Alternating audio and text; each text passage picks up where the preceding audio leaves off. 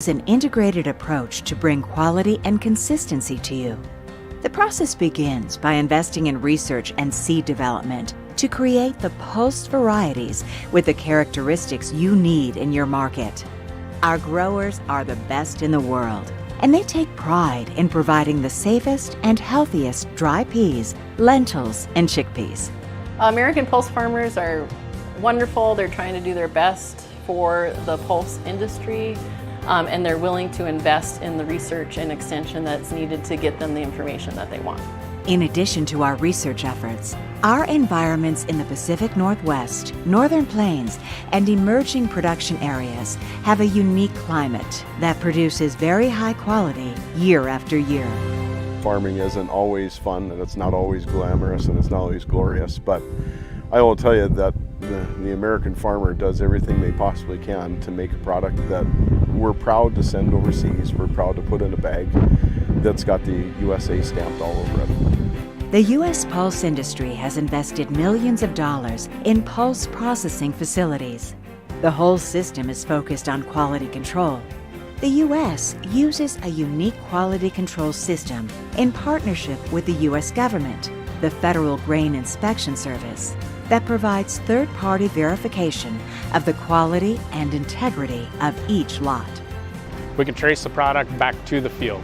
So we have a very stringent system in place. I have a quality control that samples in the line every 2 to 3 hours, plus samples the product once it's in the package. So we know our quality. The customer knows what they want. I think quality obviously is the biggest thing. And I think our quality is unsurpassed.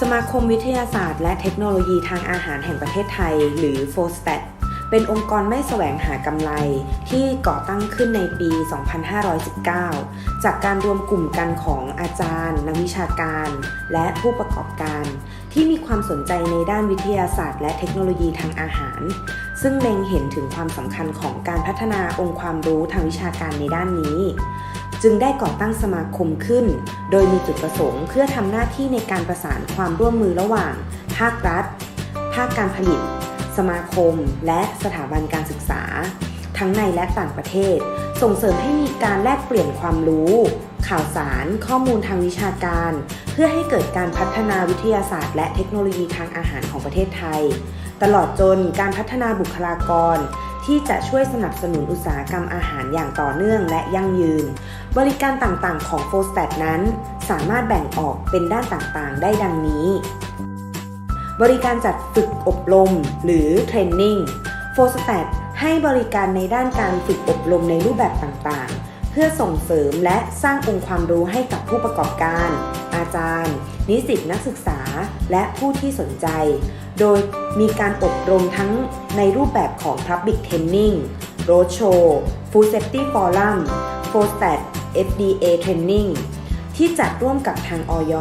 และ In-house Training หรือการจัดอบรมภายในองค์กรเพื่อตอบสนองความต้องการที่หลากหลายของผู้บริโภคบริการให้คำปรึกษาการจัดทำระบบความปลอดภัยอาหารหรือ Consultant FOSTAT มีวิทยากรผู้เชี่ยวชาญที่สามารถให้คำปรึกษาและจัดทำระบบสำหรับโรงงานอุตสาหกรรมต่างๆทั้งระบบ GMP, HACCP, BRC, IFS, FSSC 2002, ISO 2002 และอื่นๆอีกมากมายบริการรับจดขึ้นทะเบียนเลขสารระบบ อย.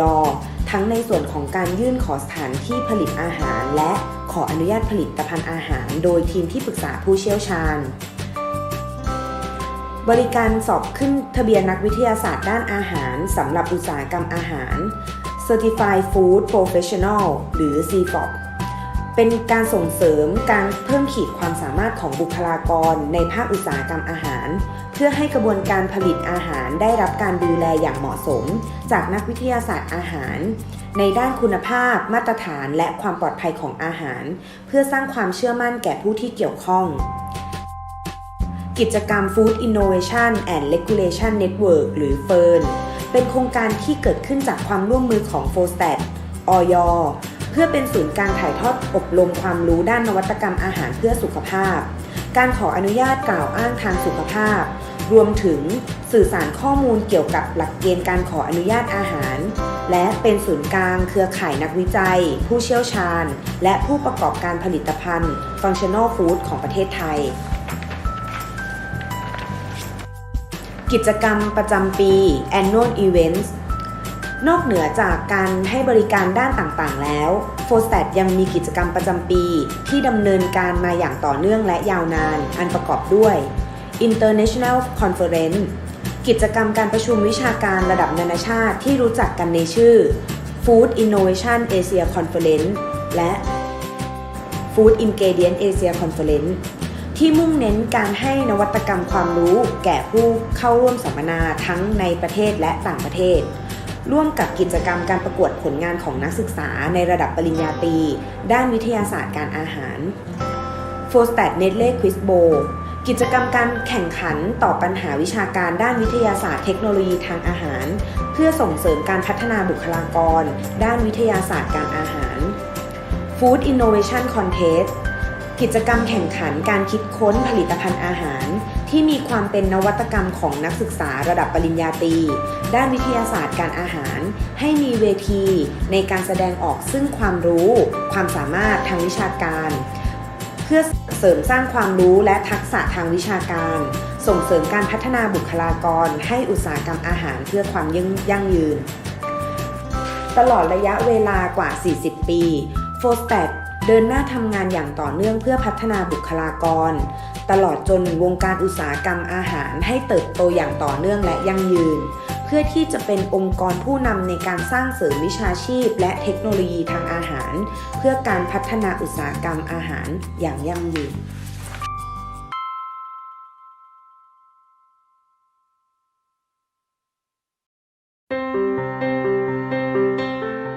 You know, I think what's most important to any buyer, domestic or international, we are here 365 days a year. U.S. Pulse production is like no other. It uses an integrated approach to bring quality and consistency to you. The process begins by investing in research and seed development to create the Pulse varieties with the characteristics you need in your market. Our growers are the best in the world, and they take pride in providing the safest and healthiest dry peas, lentils, and chickpeas. American pulse farmers are wonderful. They're trying to do their best for the pulse industry, and they're willing to invest in the research and extension that's needed to get them the information that they want. In addition to our research efforts, our environments in the Pacific Northwest, Northern Plains, and emerging production areas have a unique climate that produces very high quality year after year. Farming isn't always fun, and it's not always glamorous, and it's not always glorious, but I will tell you that the American farmer does everything they possibly can to make a product that we're proud to send overseas, we're proud to put in a bag that's got the USA stamped all over it. The U.S. pulse industry has invested millions of dollars in pulse processing facilities. The whole system is focused on quality control.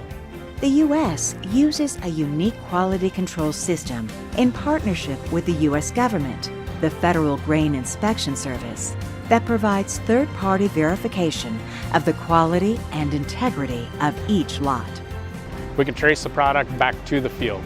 So we have a very stringent system in place. I have a quality control that samples in the line every 2 to 3 hours, plus samples the product once it's in the package. So we know our quality. The customer knows what they want. I think quality obviously is the biggest thing. And I think our quality is unsurpassed.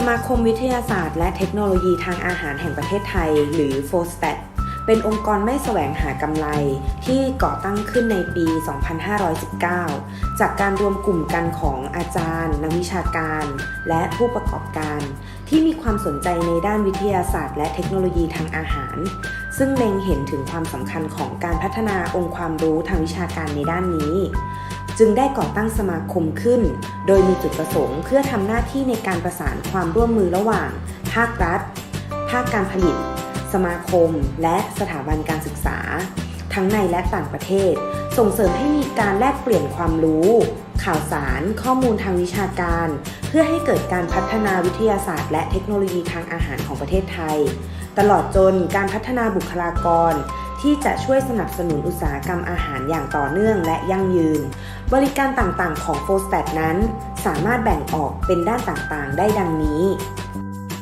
บริการจัดฝึกอบรมหรือเทรนนิ่ง FOSTAT ให้บริการในด้านการฝึกอบรมในรูปแบบต่างๆเพื่อส่งเสริมและสร้างองค์ความรู้ให้กับผู้ประกอบการอาจารย์นิสิตนักศึกษาและผู้ที่สนใจโดยมีการอบรมทั้งในรูปแบบของ Public Training Roadshow Food Safety Forum FOSTAT FDA Training ที่จัดร่วมกับทางอย.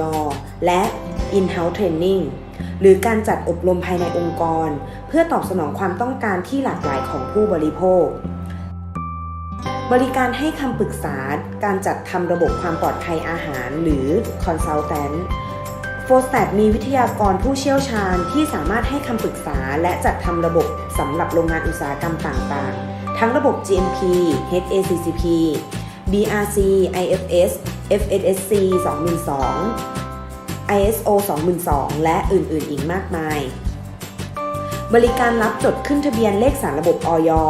ทั้งในส่วนของการยื่นขอสถานที่ผลิตอาหารและขออนุญาตผลิตภัณฑ์อาหารโดยทีมที่ปรึกษาผู้เชี่ยวชาญบริการสอบขึ้นทะเบียนนักวิทยาศาสตร์ด้านอาหารสำหรับอุตสาหกรรมอาหาร Certified Food Professional หรือ CFOP เป็นการส่งเสริมการเพิ่มขีดความสามารถของบุคลากรในภาคอุตสาหกรรมอาหารเพื่อให้กระบวนการผลิตอาหารได้รับการดูแลอย่างเหมาะสมจากนักวิทยาศาสตร์อาหารในด้านคุณภาพมาตรฐานและความปลอดภัยของอาหารเพื่อสร้างความเชื่อมั่นแก่ผู้ที่เกี่ยวข้องกิจกรรม Food Innovation and Regulation Network หรือ FIRN เป็นโครงการที่เกิดขึ้นจากความร่วมมือของ FOSTAT อย.เพื่อเป็นศูนย์การถ่ายทอดอบรมความรู้ด้านนวัตกรรมอาหารเพื่อสุขภาพการขออนุญาตกล่าวอ้างทางสุขภาพรวมถึงสื่อสารข้อมูลเกี่ยวกับหลักเกณฑ์การขออนุญาตอาหารและเป็นศูนย์กลางเครือข่ายนักวิจัยผู้เชี่ยวชาญและผู้ประกอบการผลิตภัณฑ์ Functional Food ของประเทศไทยกิจกรรมประจำปี Annual Events นอกเหนือจากการให้บริการด้านต่างๆแล้ว FOSTAT ยังมีกิจกรรมประจำปีที่ดำเนินการมาอย่างต่อเนื่องและยาวนานอันประกอบด้วย International Conference กิจกรรมการประชุมวิชาการระดับนานาชาติที่รู้จักกันในชื่อ Food Innovation Asia Conference และ Food Ingredient Asia Conferenceที่มุ่งเน้นการให้นวัตกรรมความรู้แก่ผู้เข้าร่วมสัมมนาทั้งในประเทศและต่างประเทศร่วมกับกิจกรรมการประกวดผลงานของนักศึกษาในระดับปริญญาตรีด้านวิทยาศาสตร์การอาหาร FOSTAT Nestle Quiz Bowl กิจกรรมการแข่งขันตอบปัญหาวิชาการด้านวิทยาศาสตร์เทคโนโลยีทางอาหารเพื่อส่งเสริมการพัฒนาบุคลากรด้านวิทยาศาสตร์การอาหาร Food Innovation Contestกิจกรรมแข่งขันการคิดค้นผลิตภัณฑ์อาหารที่มีความเป็นนวัตกรรมของนักศึกษาระดับปริญญาตรีด้านวิทยาศาสตร์การอาหารให้มีเวทีในการแสดงออกซึ่งความรู้ความสามารถทางวิชาการเพื่อเสริมสร้างความรู้และทักษะทางวิชาการส่งเสริมการพัฒนาบุคลากรให้อุตสาหกรรมอาหารเพื่อความยั่งยืนตลอดระยะเวลากว่า 40 ปี FOSTATเดินหน้าทำงานอย่างต่อเนื่องเพื่อพัฒนาบุคลากรตลอดจนวงการอุตสาหกรรมอาหารให้เติบโตอย่างต่อเนื่องและยั่งยืนเพื่อที่จะเป็นองค์กรผู้นำในการสร้างเสริมวิชาชีพและเทคโนโลยีทางอาหารเพื่อการพัฒนาอุตสาหกรรมอาหารอย่างยั่งยืน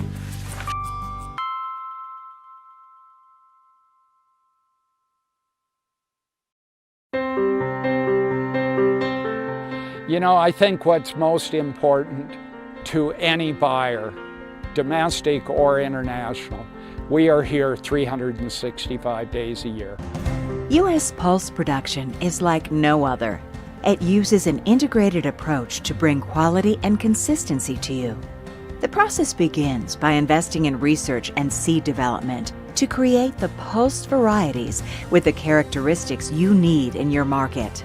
Our growers are the best in the world, and they take pride in providing the safest and healthiest dry peas, lentils, and chickpeas. American pulse farmers are wonderful. They're trying to do their best for the pulse industry, and they're willing to invest in the research and extension that's needed to get them the information that they want.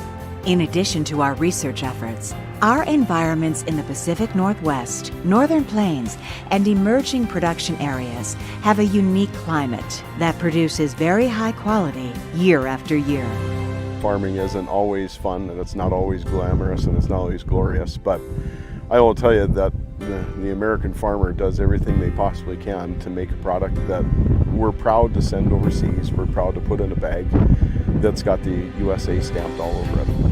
The U.S. pulse industry has invested millions of dollars in pulse processing facilities. The whole system is focused on quality control. The U.S. uses a unique quality control system in partnership with the U.S. government, the Federal Grain Inspection Service, that provides third-party verification of the quality and integrity of each lot. We can trace the product back to the field. So we have a very stringent system in place. I have a quality control that samples in the line every 2 to 3 hours, plus samples the product once it's in the package. So we know our quality. The customer knows what they want. I think quality obviously is the biggest thing. And I think our quality is unsurpassed.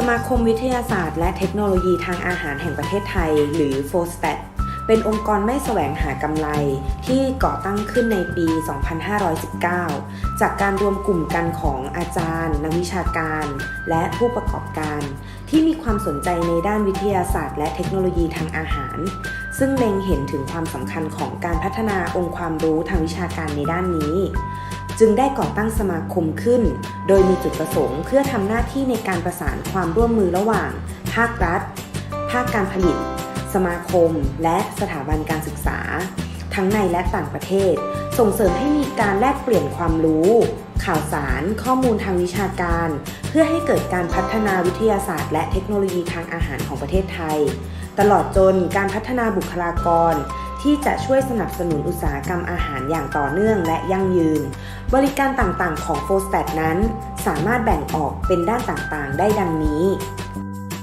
บริการจัดฝึกอบรมหรือเทรนนิ่ง FOSTAT ให้บริการในด้านการฝึกอบรมในรูปแบบต่างๆเพื่อส่งเสริมและสร้างองค์ความรู้ให้กับผู้ประกอบการอาจารย์นิสิตนักศึกษาและผู้ที่สนใจโดยมีการอบรมทั้งในรูปแบบของ Public Training, Roadshow, Food Safety Forum, FOSTAT FDA Training ที่จัดร่วมกับทางอย.และ In-house Training หรือการจัดอบรมภายในองค์กรเพื่อตอบสนองความต้องการที่หลากหลายของผู้บริโภคบริการให้คำปรึกษาการจัดทำระบบความปลอดภัยอาหารหรือ Consultant FOSTAT มีวิทยากรผู้เชี่ยวชาญที่สามารถให้คำปรึกษาและจัดทำระบบสำหรับโรงงานอุตสาหกรรมต่างๆทั้งระบบ GMP, HACCP, BRC, IFS, FSSC 2002, ISO 2002 และอื่นๆอีกมากมายบริการรับจดขึ้นทะเบียนเลขสารระบบอย.ทั้งในส่วนของการยื่นขอสถานที่ผลิตอาหารและขออนุญาตผลิตภัณฑ์อาหารโดยทีมที่ปรึกษาผู้เชี่ยวชาญบริการสอบขึ้นทะเบียนนักวิทยาศาสตร์ด้านอาหารสำหรับอุตสาหกรรมอาหาร Certified Food Professional หรือ CFOP เป็นการส่งเสริมการเพิ่มขีดความสามารถของบุคลากรในภาคอุตสาหกรรมอาหารเพื่อให้กระบวนการผลิตอาหารได้รับการดูแลอย่างเหมาะสมจากนักวิทยาศาสตร์อาหารในด้านคุณภาพมาตรฐานและความปลอดภัยของอาหารเพื่อสร้างความเชื่อมั่นแก่ผู้ที่เกี่ยวข้องกิจกรรม Food Innovation and Regulation Network หรือ FIRN เป็นโครงการที่เกิดขึ้นจากความร่วมมือของ FOSTAT อย.เพื่อเป็นศูนย์การถ่ายทอดอบรมความรู้ด้านนวัตกรรมอาหารเพื่อสุขภาพการขออนุญาตกล่าวอ้างทางสุขภาพรวมถึงสื่อสารข้อมูลเกี่ยวกับหลักเกณฑ์การขออนุญาตอาหารและเป็นศูนย์กลางเครือข่ายนักวิจัยผู้เชี่ยวชาญและผู้ประกอบการผลิตภัณฑ์ Functional Food ของประเทศไทย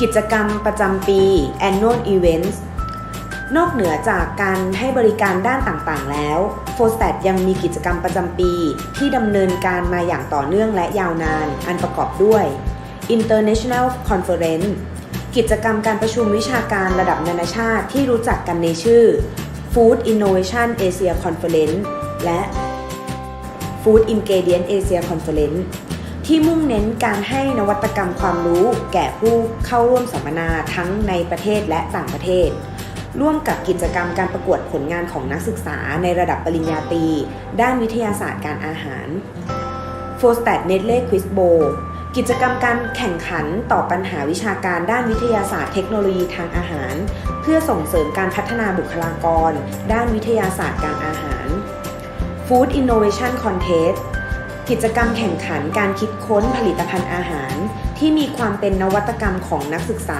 ระดับปริญญาตรีด้านวิทยาศาสตร์การอาหารให้มีเวทีในการแสดงออกซึ่งความรู้ความสามารถทางวิชาการเพื่อเสริมสร้างความรู้และทักษะทางวิชาการส่งเสริมการพัฒนาบุคลากรให้อุตสาหกรรมอาหารเพื่อความยั่งยืนตลอดระยะเวลากว่า 40 ปี FOSTAT เดินหน้าทำงานอย่างต่อเนื่องเพื่อพัฒนาบุคลากรตลอดจนวงการอุตสาหกรรมอาหารให้เติบโตอย่างต่อเนื่องและยั่งยืนเพื่อที่จะเป็นองค์กรผู้นำในการสร้างเสริมวิชาชีพและเทคโนโลยีทางอาหารเพื่อการพัฒนาอุตสาหกรรมอาหารอย่างยั่งยืน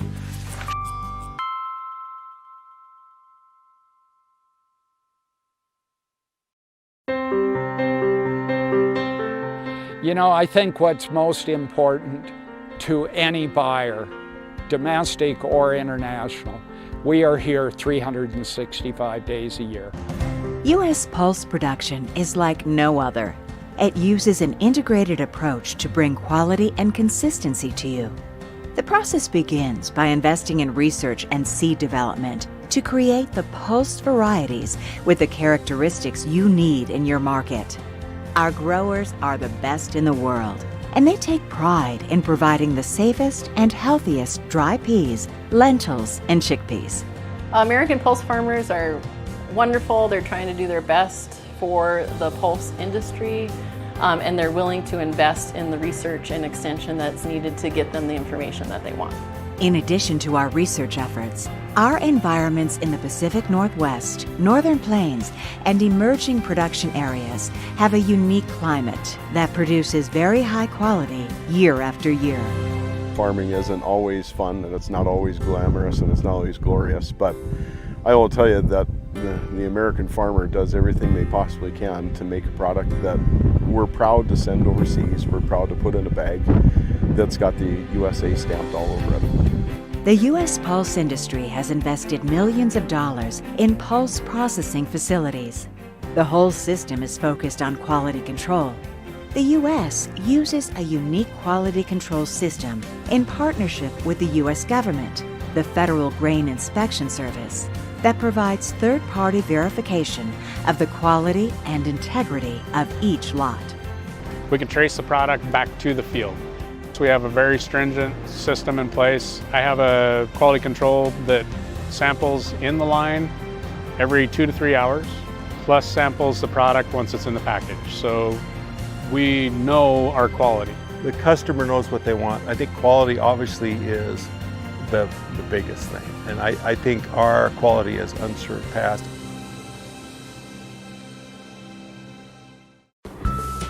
Samakom วิทยาศาสตร์และเทคโนโลยีทางอาหารแห่งประเทศไทยหรือ FOSTAT เป็นองค์กรไม่แสวงหากำไรที่ก่อตั้งขึ้นในปี 2519 จากการรวมกลุ่มกันของอาจารย์นักวิชาการและผู้ประกอบการที่มีความสนใจในด้านวิทยาศาสตร์และเทคโนโลยีทางอาหารซึ่งเล็งเห็นถึงความสำคัญของการพัฒนาองค์ความรู้ทางวิชาการในด้านนี้จึงได้ก่อตั้งสมาคมขึ้นโดยมีจุดประสงค์เพื่อทำหน้าที่ในการประสานความร่วมมือระหว่างภาครัฐภาคการผลิตสมาคมและสถาบันการศึกษาทั้งในและต่างประเทศส่งเสริมให้มีการแลกเปลี่ยนความรู้ข่าวสารข้อมูลทางวิชาการเพื่อให้เกิดการพัฒนาวิทยาศาสตร์และเทคโนโลยีทางอาหารของประเทศไทยตลอดจนการพัฒนาบุคลากร ที่จะช่วยสนับสนุนอุตสาหกรรมอาหารอย่างต่อเนื่องและยั่งยืนบริการต่างๆของ Forstat นั้นสามารถแบ่งออกเป็นด้านต่างๆได้ดังนี้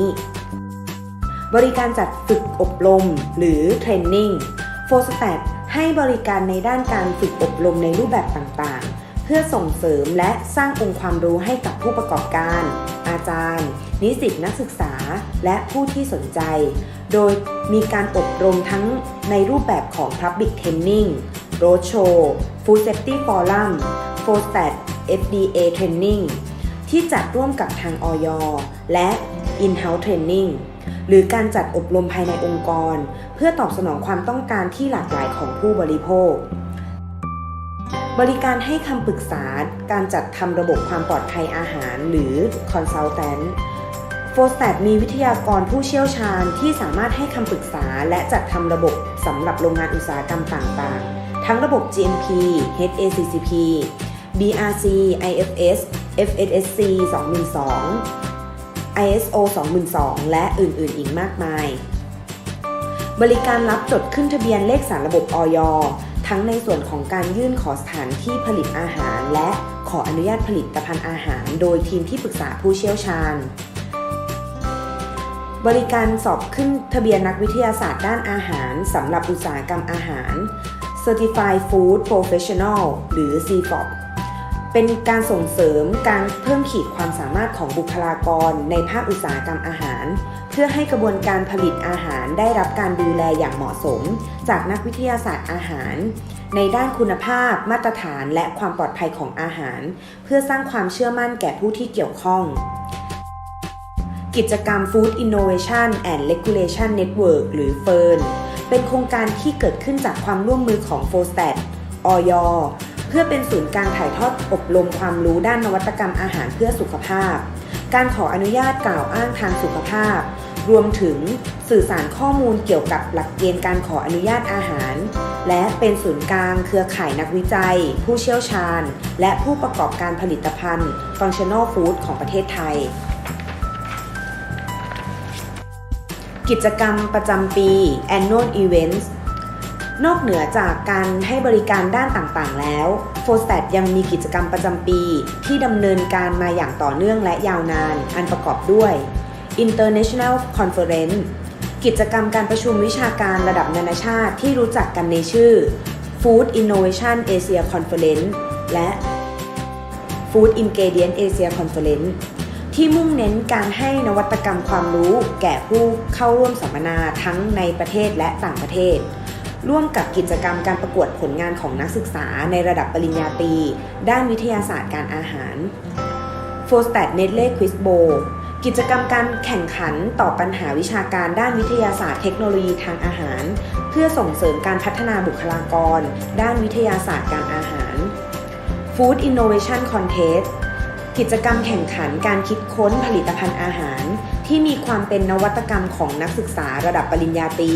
ด้านวิทยาศาสตร์การอาหารให้มีเวทีในการแสดงออกซึ่งความรู้ความสามารถทางวิชาการเพื่อเสริมสร้างความรู้และทักษะทางวิชาการส่งเสริมการพัฒนาบุคลากรให้อุตสาหกรรมอาหารเพื่อความยั่งยืนตลอดระยะเวลากว่า 40 ปี Forstat เดินหน้าทำงานอย่างต่อเนื่องเพื่อพัฒนาบุคลากรตลอดจนวงการอุตสาหกรรมอาหารให้เติบโตอย่างต่อเนื่องและยั่งยืนเพื่อที่จะเป็นองค์กรผู้นำในการสร้างเสริมวิชาชีพและเทคโนโลยีทางอาหารเพื่อการพัฒนาอุตสาหกรรมอาหารอย่างยั่งยืน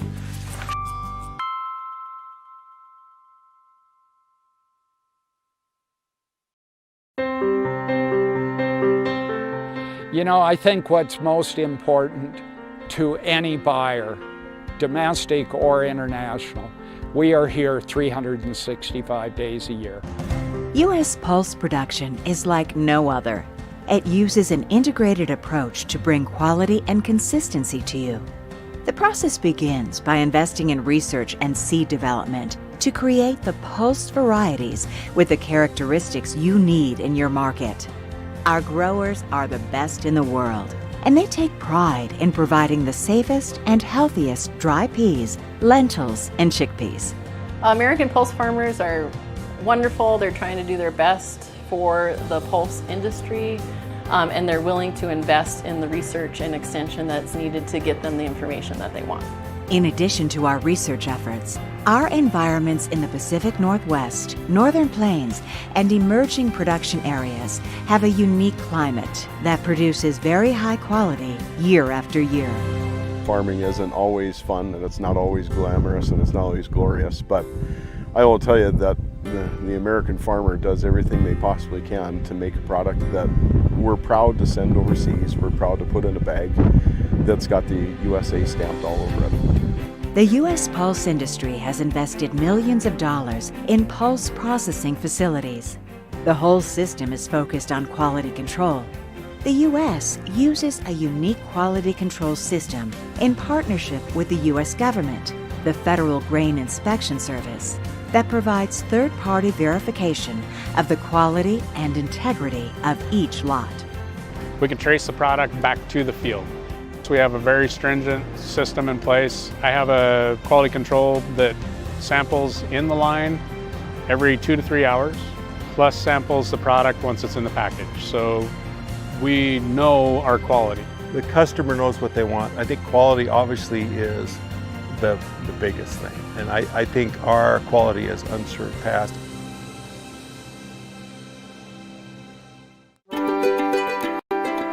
A reliable supply chain has always been critical, but during these times, it's more important than ever. As they do every year, our nation's growers are moving forward with planting. Farming families, soy and grain handlers and exporters, food processors and manufacturers, and the entire value chain across the United States are working to ensure a safe and dependable supply of food for communities around the world. And we will do our part. Our worldwide team continues to work diligently as they respond and adapt to this situation. We're interacting with partners and other industry professionals all over the world to ensure that those operations have access to the products and support needed. And we continue our work of connecting U.S. exporters and buyers of U.S. soy. We understand how vital it is to supply our growing world with feed, food, and resources. And we remain committed to providing the global market with a stable supply of high-quality, sustainable U.S. soy. And at USSEC, we're honored to play a role in helping to maintain industry continuity. For now and for the future, U.S. soy is open for business.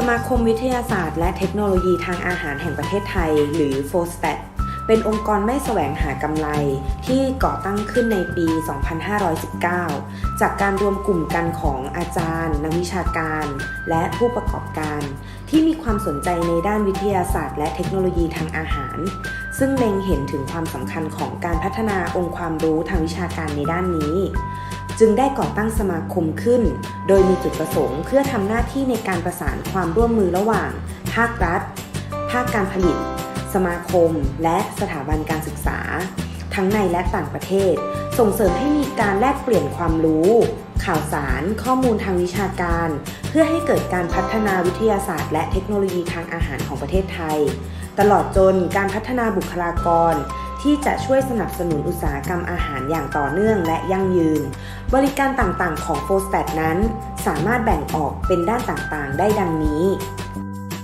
บริการจัดฝึกอบรมหรือเทรนนิ่ง FOSTAT ให้บริการในด้านการฝึกอบรมในรูปแบบต่างๆเพื่อส่งเสริมและสร้างองค์ความรู้ให้กับผู้ประกอบการอาจารย์นิสิตนักศึกษาและผู้ที่สนใจโดยมีการอบรมทั้งในรูปแบบของ Public Training, Roadshow, Food Safety Forum, FOSTAT FDA Training ที่จัดร่วมกับทางอย.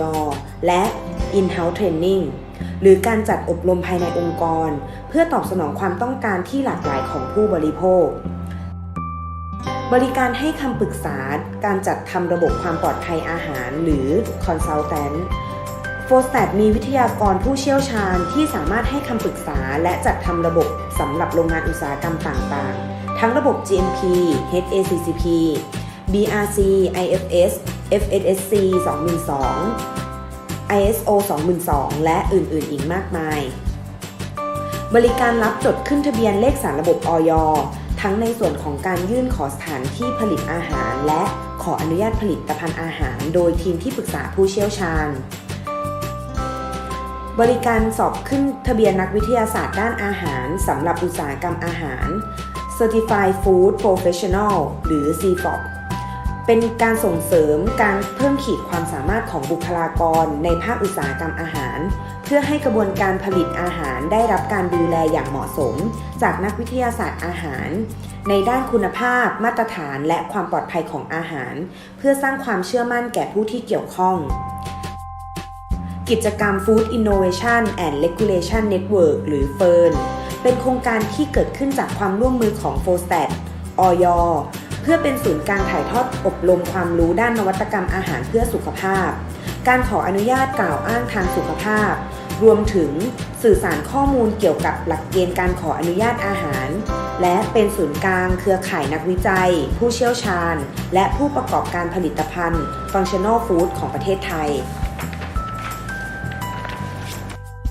กิจกรรมประจำปี Annual Events นอกเหนือจากการให้บริการด้านต่างๆแล้ว FOSTAT ยังมีกิจกรรมประจำปีที่ดำเนินการมาอย่างต่อเนื่องและยาวนานอันประกอบด้วย International Conference กิจกรรมการประชุมวิชาการระดับนานาชาติที่รู้จักกันในชื่อ Food Innovation Asia Conference และ Food Ingredient Asia Conference ที่มุ่งเน้นการให้นวัตกรรมความรู้แก่ผู้เข้าร่วมสัมมนาทั้งในประเทศและต่างประเทศร่วมกับกิจกรรมการประกวดผลงานของนักศึกษาในระดับปริญญาตรีด้านวิทยาศาสตร์การอาหาร FOSTAT Nestlé Quiz Bowl กิจกรรมการแข่งขันตอบปัญหาวิชาการด้านวิทยาศาสตร์เทคโนโลยีทางอาหารเพื่อส่งเสริมการพัฒนาบุคลากรด้านวิทยาศาสตร์การอาหาร Food Innovation Contest กิจกรรมแข่งขันการคิดค้นผลิตภัณฑ์อาหารที่มีความเป็นนวัตกรรมของนักศึกษา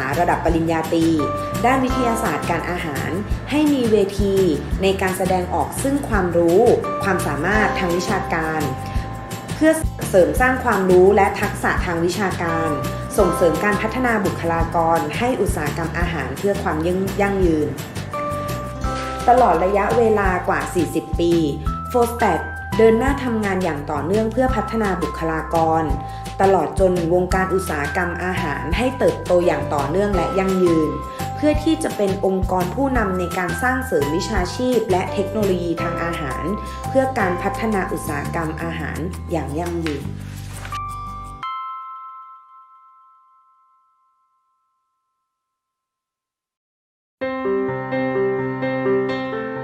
You know, I think what's most important to any buyer, domestic or international, we are here 365 days a year. U.S. Pulse production is like no other. It uses an integrated approach to bring quality and consistency to you. The process begins by investing in research and seed development to create the Pulse varieties with the characteristics you need in your market. Our growers are the best in the world, and they take pride in providing the safest and healthiest dry peas, lentils, and chickpeas. American Pulse farmers are wonderful. They're trying to do their best for the pulse industry, and they're willing to invest in the research and extension that's needed to get them the information that they want. In addition to our research efforts, our environments in the Pacific Northwest, Northern Plains, and emerging production areas have a unique climate that produces very high quality year after year. Farming isn't always fun, and it's not always glamorous, and it's not always glorious, but I will tell you that the American farmer does everything they possibly can to make a product that we're proud to send overseas, we're proud to put in a bag that's got the USA stamped all over it. The U.S. pulse industry has invested millions of dollars in pulse processing facilities. The whole system is focused on quality control. The U.S. uses a unique quality control system in partnership with the U.S. government, the Federal Grain Inspection Service, that provides third-party verification of the quality and integrity of each lot. We can trace the product back to the field. So we have a very stringent system in place. I have a quality control that samples in the line every 2 to 3 hours. plus samples the product once it's in the package. So we know our quality. The customer knows what they want. I think quality obviously is the biggest thing. And I think our quality is unsurpassed.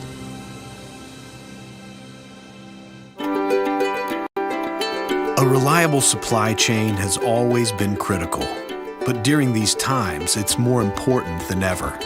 As they do every year, our nation's growers are moving forward with planting.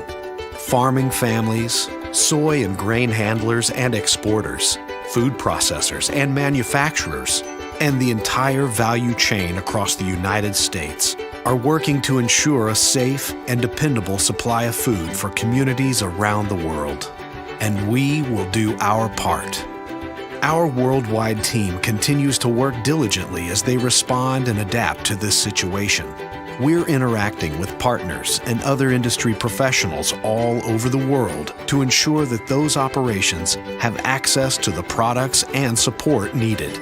And we continue our work of connecting U.S. exporters and buyers of U.S. soy. We understand how vital it is to supply our growing world with feed, food, and resources. And we remain committed to providing the global market with a stable supply of high-quality, sustainable U.S. soy. And at USEC, we're honored to play a role in helping to maintain industry continuity. For now and for the future, U.S. soy is open for business.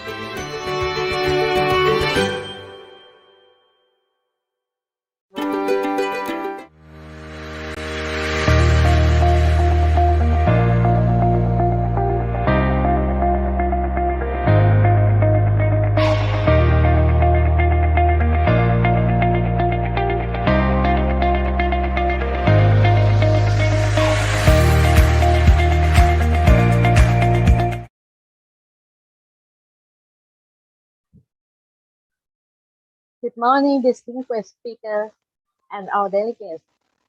The Food Ingredient Asia Conference 2021, under the theme Food Ingredient for New Normal and Sustainable Future, was co-organized by Food Science and Technology Association of Thailand, or FOSTAT, the Federation of Institute of Food Science and Technology in ASEAN, or FIPSA, USDP Export Council, and brought to you by Informal Market. I would like to request our Honorable Principal to address a welcome speech. Associate Professor Dr. Anadi Nitithamyong, the FOSAT President, please.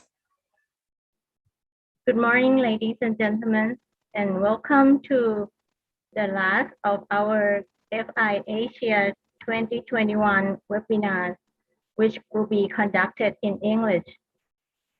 During this FI Asia 2021, FOSAT is proud to bring to you exciting webinars on various issues which is of current interest. And today we will hear about plant-based innovation, particularly with the use of U.S. ingredients. I hope that this seminar will be beneficial to you all, since plant-based diet or plant-based trend is growing rapidly around the world as well as in our region. We are very fortunate to have our expert speakers, both from local universities and also experts supported by the U.S. Department of Agriculture.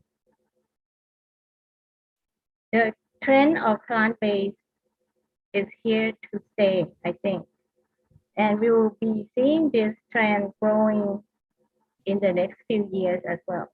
So FOSAT is very proud to be co-hosting this event, with special thanks to USDA, our co-organizer, as well as Informal Market, the organizer of FI Asia, and FIPSA, the Federation of the Institute of Food Science and Technology in ASEAN. I hope that you will enjoy this event, and welcome to this webinar on plant-based innovation. Thank you. Thank you, Dr. Anadi, for so generously being here with us. Next, may I invite Mr. Eric Morris, Regional Agriculture Attaché, USDA, to address an opening speech. Mr. Eric, please. Sawasdee krap. Good morning, ladies and gentlemen. First of all, I would like to extend a sincere welcome to all of you who are joining us for today's webinar, Plant-Based Food Innovation with U.S. Food Ingredients. This is the last webinar in our U.S. Department of Agriculture webinar series at the online FI Asia 2021 event. Plant-based foods have grown in popularity over the last couple of years, with the number of vegans, vegetarians, and flexitarians increasing rapidly since 2019. We are witnessing a plant-based foods revolution. Over the next year, the market for plant-based food and beverages will continue to grow, driven by consumer and investor pressure to address rising concerns over the impact of our food choices on our health, sustainability, and animal welfare. Today, you will hear from experts from the U.S. Dry Pea and Lentil Council and the U.S. Soybean Export Council to share their knowledge and updates on how U.S. plant-based food ingredients can provide inspiration for plant-based food and beverage innovation to seize new growth opportunities in this market. In addition to our U.S. speakers, we are very honored to have Associate Professor Dr. Pisit Tam VT from Sinakariniwut University to share with us a very interesting topic on using design thinking for plant-based food innovation. Quality and safety are paramount for the United States, along with meeting strict safety standards regulated and enforced throughout the supply chain. Excellent R&D facilities, both public and private, assist in the innovation process by facilitating development of new and differentiated products, as well as continual improvements to known products to meet the demands of clients and consumers. On behalf of the United States Department of Agriculture, I would like to thank you for participating in this webinar. I'm delighted to see so many people interested in plant-based food innovation. Because this is a collaborative effort, I want to take a moment to convey my sincere thanks to our key partners. I would like to thank the U.S. Dry Pea and Lentil Council, the U.S. Soybean Export Council, and FOSTAT. Because of the constraints of the pandemic, we cannot meet in person at our USA Pavilion, but thanks to Informa, we're able to meet online and discuss these topics. We have organized in a USA Pavilion where a number of top suppliers are ready to talk with you at the FI Asia 2021 show. Visit us and we are ready to help. We look forward to meeting you again in person as soon as possible. Wishing you all success in your endeavors. Thank you. Thank you, Mr. Eric Morris. From all of us, we are very appreciate your participation. To start the fourth day topic, plant-based food innovation with U.S. food ingredients, I'm pleased to invite Assistant Professor Dr. Pisit Tam VT from Faculty of Agriculture Product Innovation and Technology, Srinakarinthara Virod University, Thailand, to give a presentation on design thinking and plant-based food innovation. อาจารย์พศคะ please turn on your camera and microphone ค่ะ thank you. Okay. Good morning, everybody. Thank you very much, Chisa, for your introduction. Okay. Today, that we have the chance, okay, to talk together, it's not only personally we talk in online, and I think it's quite interesting for everybody, okay, to share together about the thinking and the way to move on to the plant-based food innovation. But as I think most of us understanding and heard about the trend of the plant-based food innovation already. But today maybe differently. I will give you and share with you together about how to use the design thinking process with the plant-based food innovation.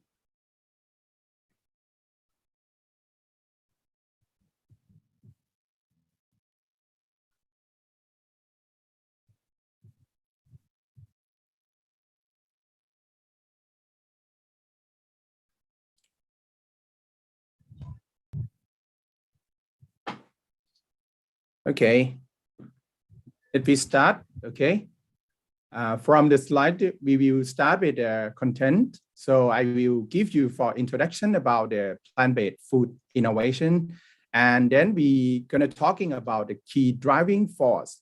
Okay, that very important things for plant-based product for the market, and then we will talking and more deeper about the challenges for the consumer that we need to understand more about why the consumer perceive the plant-based food product and why they have some pain point. And then we will use the design thinking process as tools to develop the product as a value by design. And we will end up with a conclusion. Okay, after that, we may discuss together from the Q&A. Okay, as we know, today, and we sitting here, okay, we confront with the VUCA world. Okay, I think everyone know already about the VUCA. The VUCA is V is a volatility, U is uncertainty, or C and complexity, and then A ambiguous.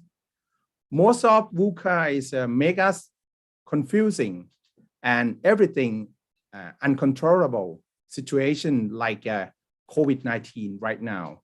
Okay, today and tomorrow we may don't know exactly which one will happen. The number of infected people will increase or decrease. We don't know exactly. So why we have the situation like that? This one is a VUCA world now.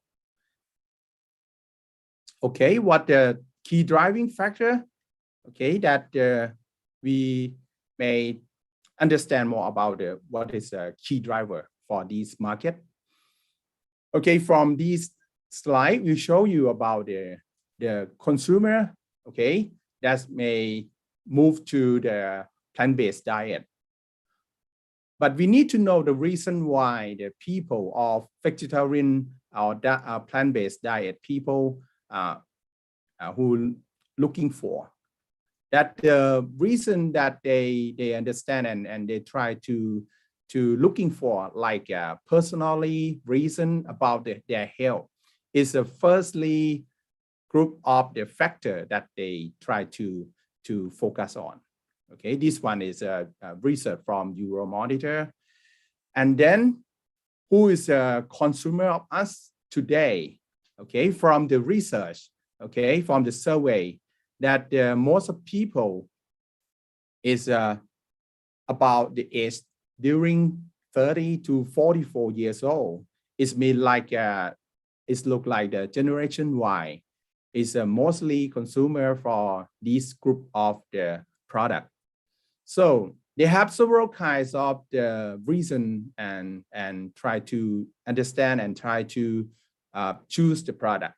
But they spend more money on the experience rather than things. What does it mean about the things? Thing is like it's just a product, but they spend the money on experience. They need to have some experience more than they get in previous time. This one is a reason for the plant-based consumer today. So if we understand some point of view for consumer, so we can conclude the key driver of the consumer. So the first two is animal welfare and sustainability concern. This one is like a big picture for the driver. And the last two factor is health and wellness concern, and together with the food safety and allergies. This one is like the personally reason that the consumer try to choose the product.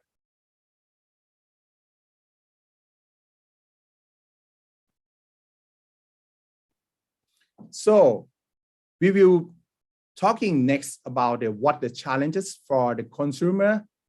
Okay, the first one we already know about today. We're gonna have other speaker, okay, who will talking about the ingredient, about the like a plant-based protein, and who will talking about the processing that we gonna have the next session.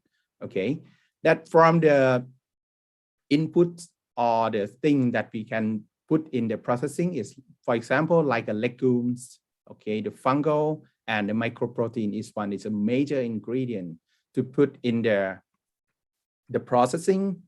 For the processing, maybe like a extruder or mixing together. This one we can get the product like a loose, like a emulsified product, like a sausage or hot dog. Okay, for example. But the mostly product maybe things like a coarse ground, like a burger and nugget. This one is quite the biggest market right now. Okay, because it's maybe the like easier to process and easier to adopt from the customer.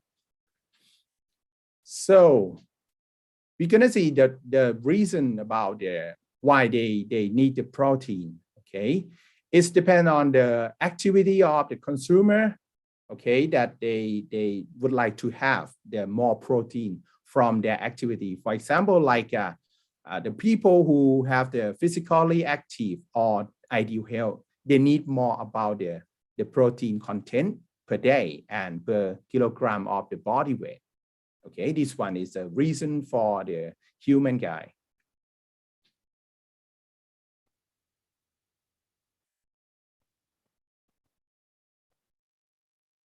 And the major pain point for the customer right now is the first one is a digestive problem.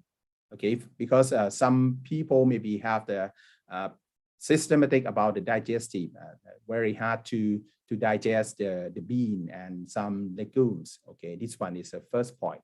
And the second point is the protein goals. Okay, it's depend on the activity or the purpose of the people or consumer to have the protein for what. Okay, and how many of or how much of protein that they would like to have. And the last one is how to cook and how to eat it, because someone maybe don't know exactly about how to cook it. Okay, this one is a major pain point for consumer. Okay, we may know already about the reason why they choose the plant-based product, the plant-based protein already. It's not only food, but plant-based protein may be together with some beverage together. And so the design thinking process is quite famous, okay, for the R&D and innovator who would like to design the product to solve the problem for consumer. Okay, this one is a value by design. So if we talking about the market evolution, okay, right now here, okay, we are confronted with the marketing 4.0. Okay, we serve on the like a digital and new customer experience right now. Until the future, we're gonna go to the next tech. For example, like artificial intelligence or an IoT or Internet of Things. This one is, for example, about the next tech. So the marketing evolution may be moved from the mass market to the segment of one marketing. This means like a people, okay, have their lifestyle, have the experience, okay, differently. So why we talking about the customer experience way, okay, the tools about understanding about the consumer behavior may be changed, okay, differently. So the quote will tell you about sell the problem you solve, not the product you have.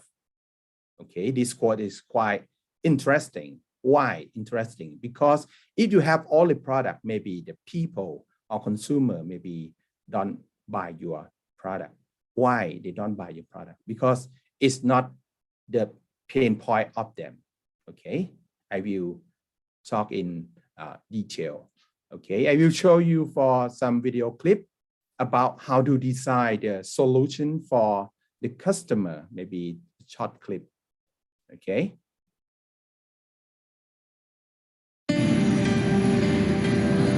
The capital of Korea, Seoul, is nicknamed the City of Coffee. There are over 200 Starbucks coffee shops and even more local cafes in Seoul.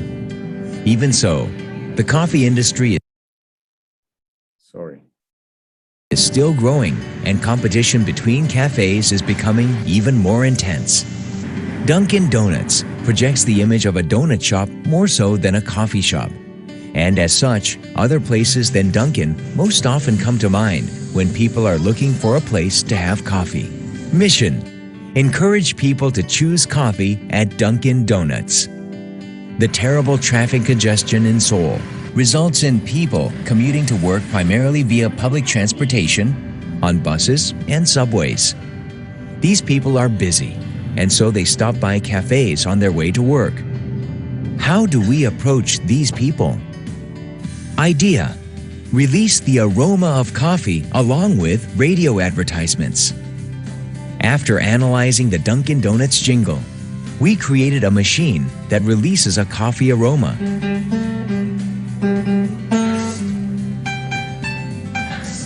The machine is triggered only by the sound of the Dunkin' Donuts jingle. This jingle was inserted at the top of the Dunkin' Donuts radio ad.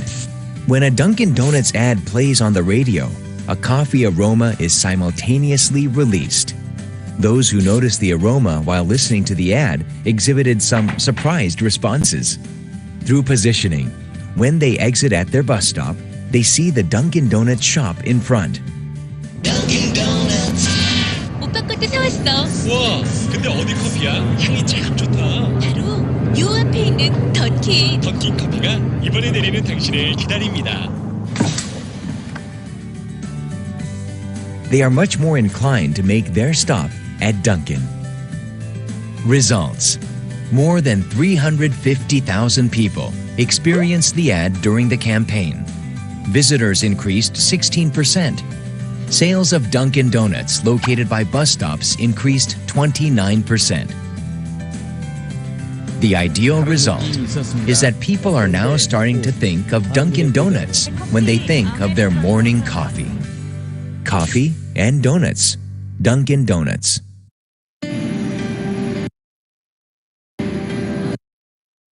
Okay, for the flavor release from the Dunkin' Donut, they understand more about the customer development or the pain point of customer.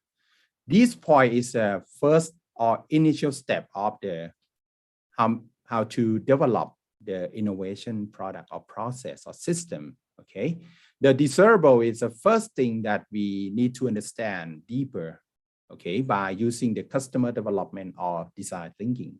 Okay, if we understand them, okay, we can develop, okay, the prototype. And for the prototypes mean like a feasible or not, about the feasible, including about how to make it happen. And we can end up with the business model. Okay, that point is not only the product, they need to prove the market and together the business together is possible or not. Okay, I will show you about the design thinking process. Okay, is from the ideal. This one is called the double diamond. Okay, the first loop of the diamond, the first diamond we call the problem or doing the right things, because the first thing we don't know exactly about what is the problem of the consumer. If we design or discover the problem of consumer, okay, we can define what is the real problem, what is the root cause of the problem. Then we can analyze, we can define what is the exactly problem. So in the middle of the double diamond is a design brief or design the problem. We can know a little bit about how to develop the solution or ideation we can exploring here.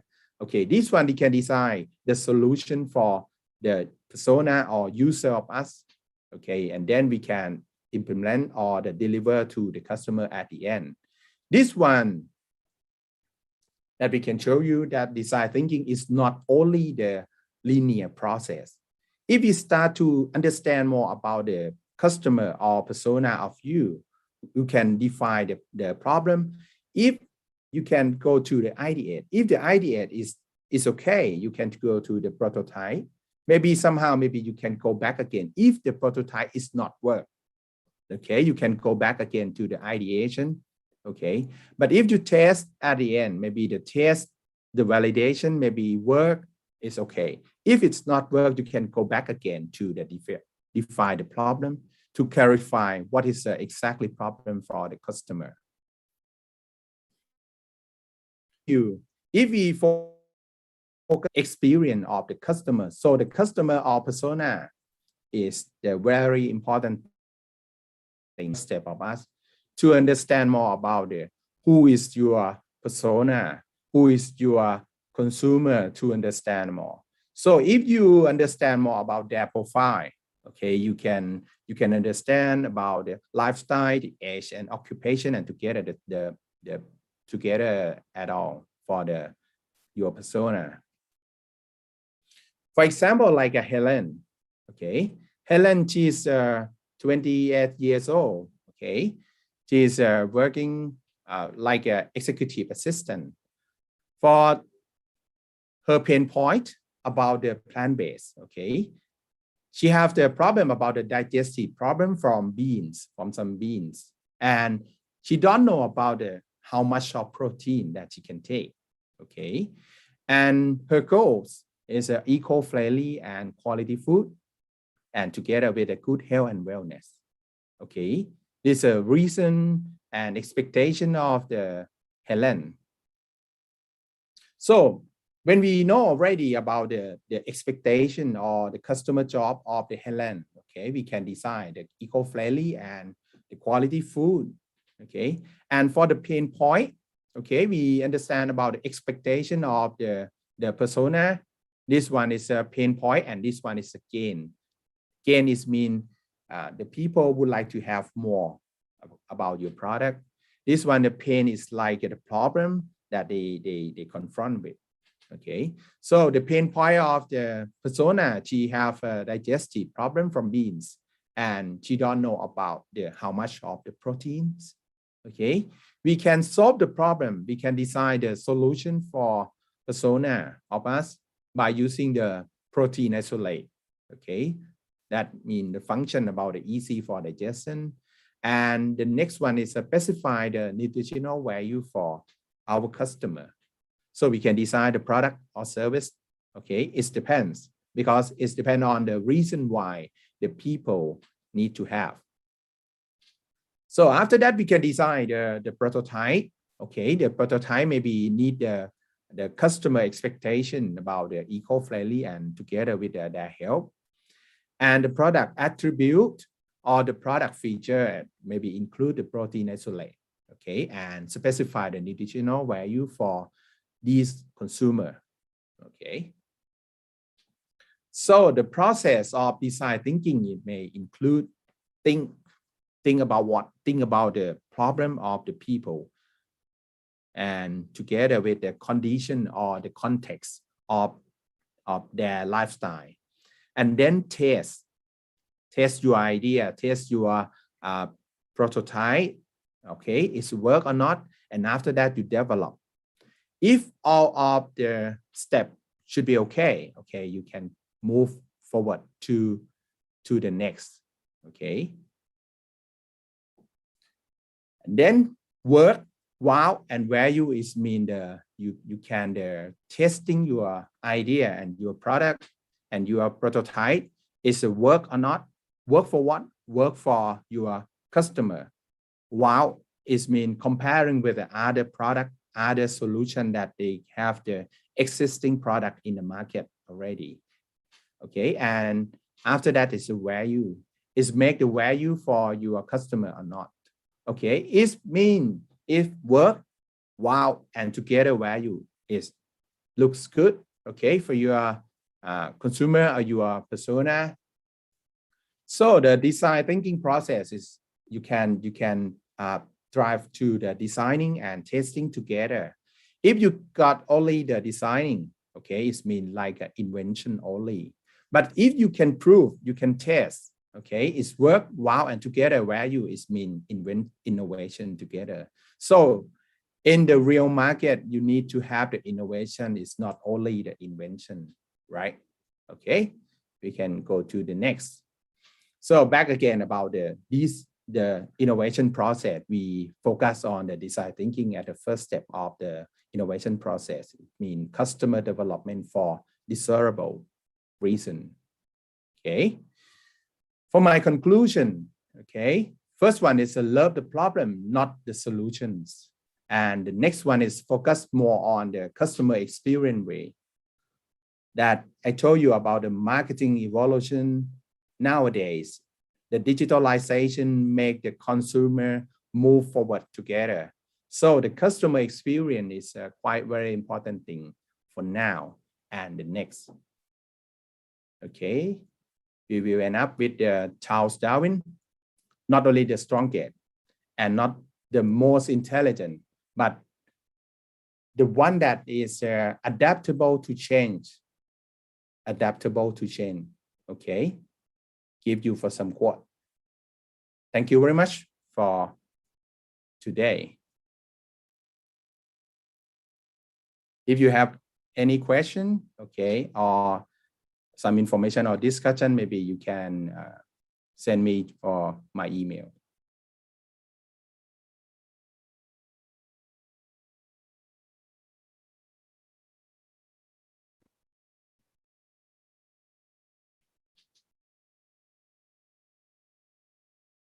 Thank you very much, Dr. Pisit. Thank you for your very inspiration and informative presentation. Your message was exactly what we need to hear. And I think all delegates will ask me to invite you again for full training course. And I hope you say yes. Thank you Of very course, much. I will try to do best next time. Thank you again, Kat. Okay, Kap. Thank you very much, everybody. So we will go to the next topic with Mrs. Bun Yi Yong, the consultant and senior technical director, human nutrition for U.S. Soybean Export Council, or USEC, Southeast Asia. She will deliver all key issues under the topic plant-based foods, utilization, and innovation with U.S. soy and ingredients.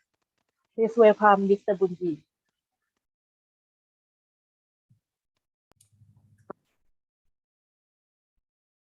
The U.S. Soybean Export Council engages locally in 82 countries around the globe to support industries and provide valuable training and technology transfer, working with our partners and customers to realize the health benefits and nutritional advantages of soy protein for food and beverage applications, and to meet USEC's global vision to deliver U.S. soy for a growing world.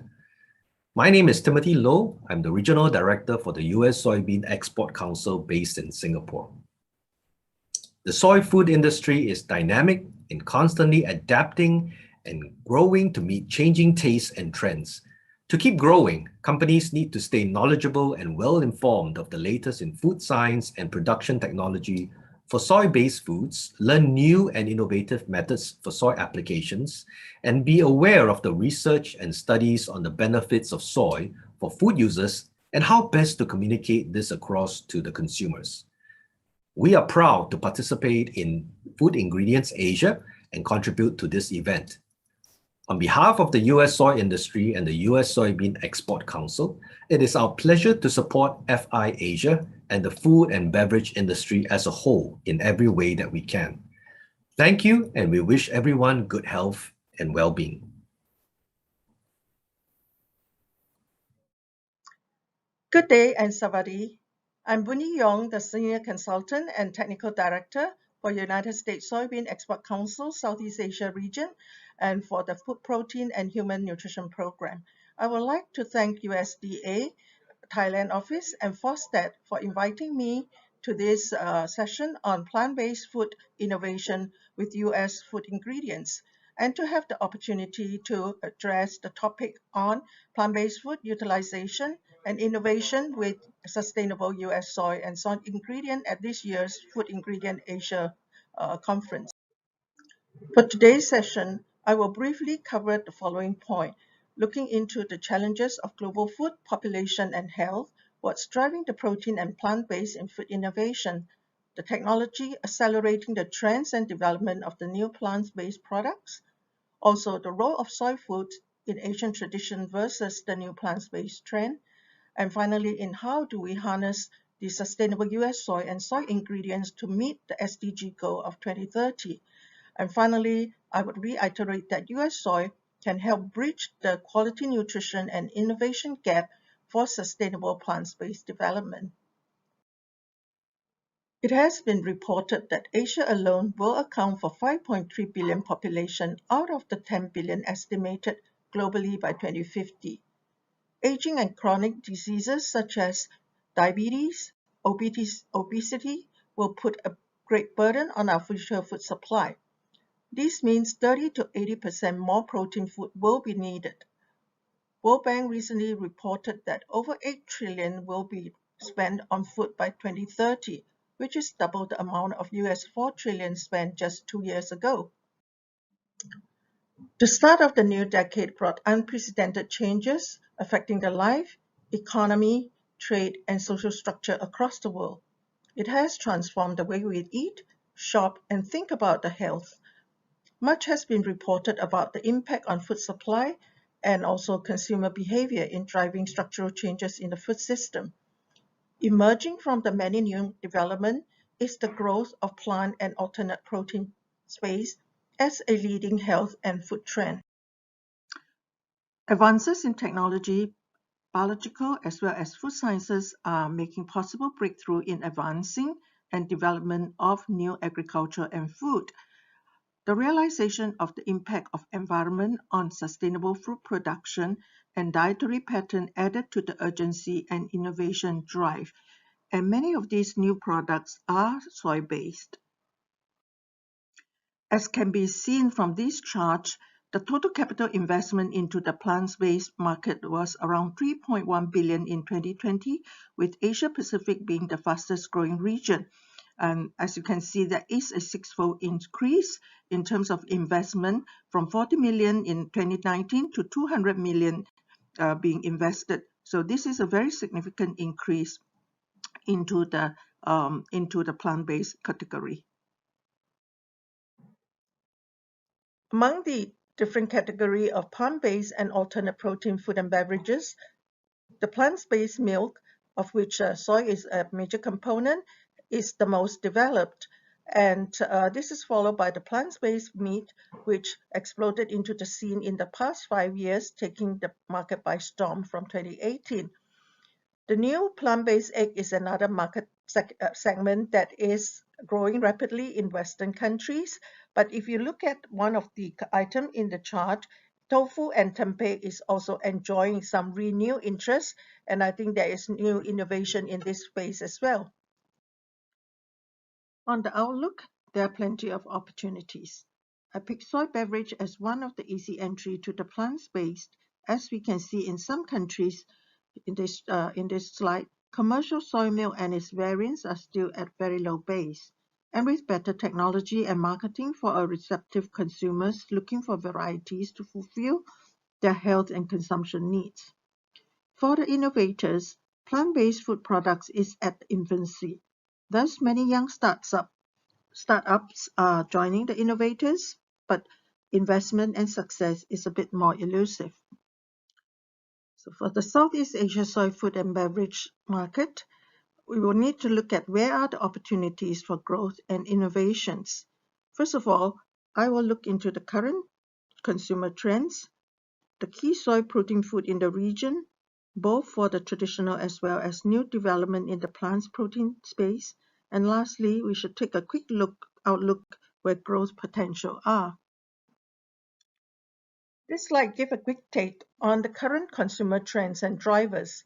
Because Southeast Asia comprises of 10 ASEAN countries, I have only picked 5 of the major ones where data and information are available and interesting.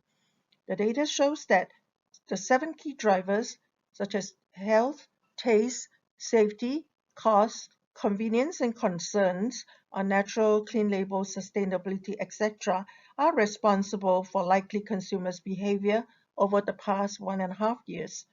Quite unique because we are experiencing the unprecedented pandemic that have changed many of our consumption patterns and behavior, and is likely to continue to do so. Overall, I have grouped the consumer trends into 3 groups for ease of description.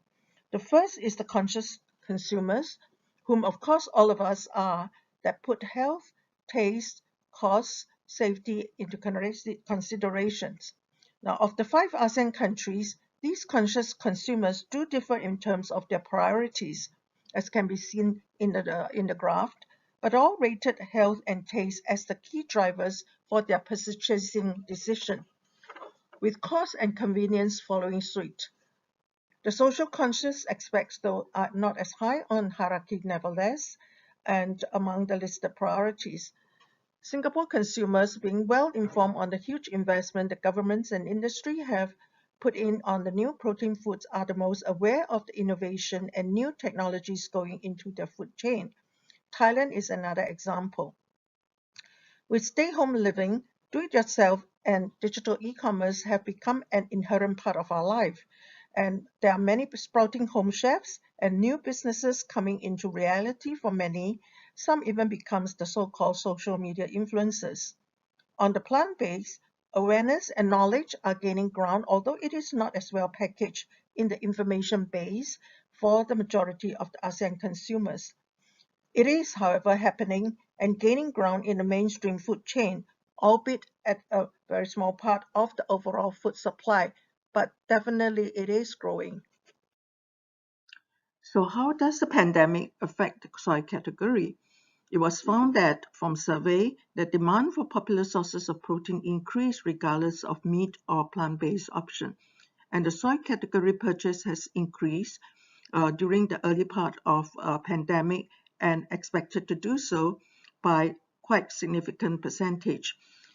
In Singapore, Malaysia, Philippines, and Indonesia, that's seen between a 11 to 180% increase in terms of soy purchase. And in Singapore, interest in plant-based protein is at an all-time high since February 2020. On the trends on soy protein fruits, we are shifting from our heritage traditional type of soy food to the newer category of technology-enhanced products that are made with soy. Here is a somewhat busy slide just to showcase what I mean by tradition. On the left, from hawkers and street food to home cooking and supermarket, tofu, soy milk, tempeh, soy sauce, and their derivatives make up the bulk of these traditional soy in our culinary. Over the past 10 or more years, value-add products have become more common, and we can see value-add products adding varieties, convenience, and nutritional enhance to widen our taste palette for more sophisticated soy food, many of which are touted as meat-free and plant-based, with increasing interest in the vegan and vegetarian sector. Traditional products are also aspiring innovators and startups to provide additional products that appeal to the home base, as well as millennial consumers who are more socially conscious and seeking clean labels, sustainable and organic products, etc. Lastly, the plant-based New Age product is now a reality. The Impossible and Beyond Burger type, going into food servicing and as ingredient to penetrate the Asian market.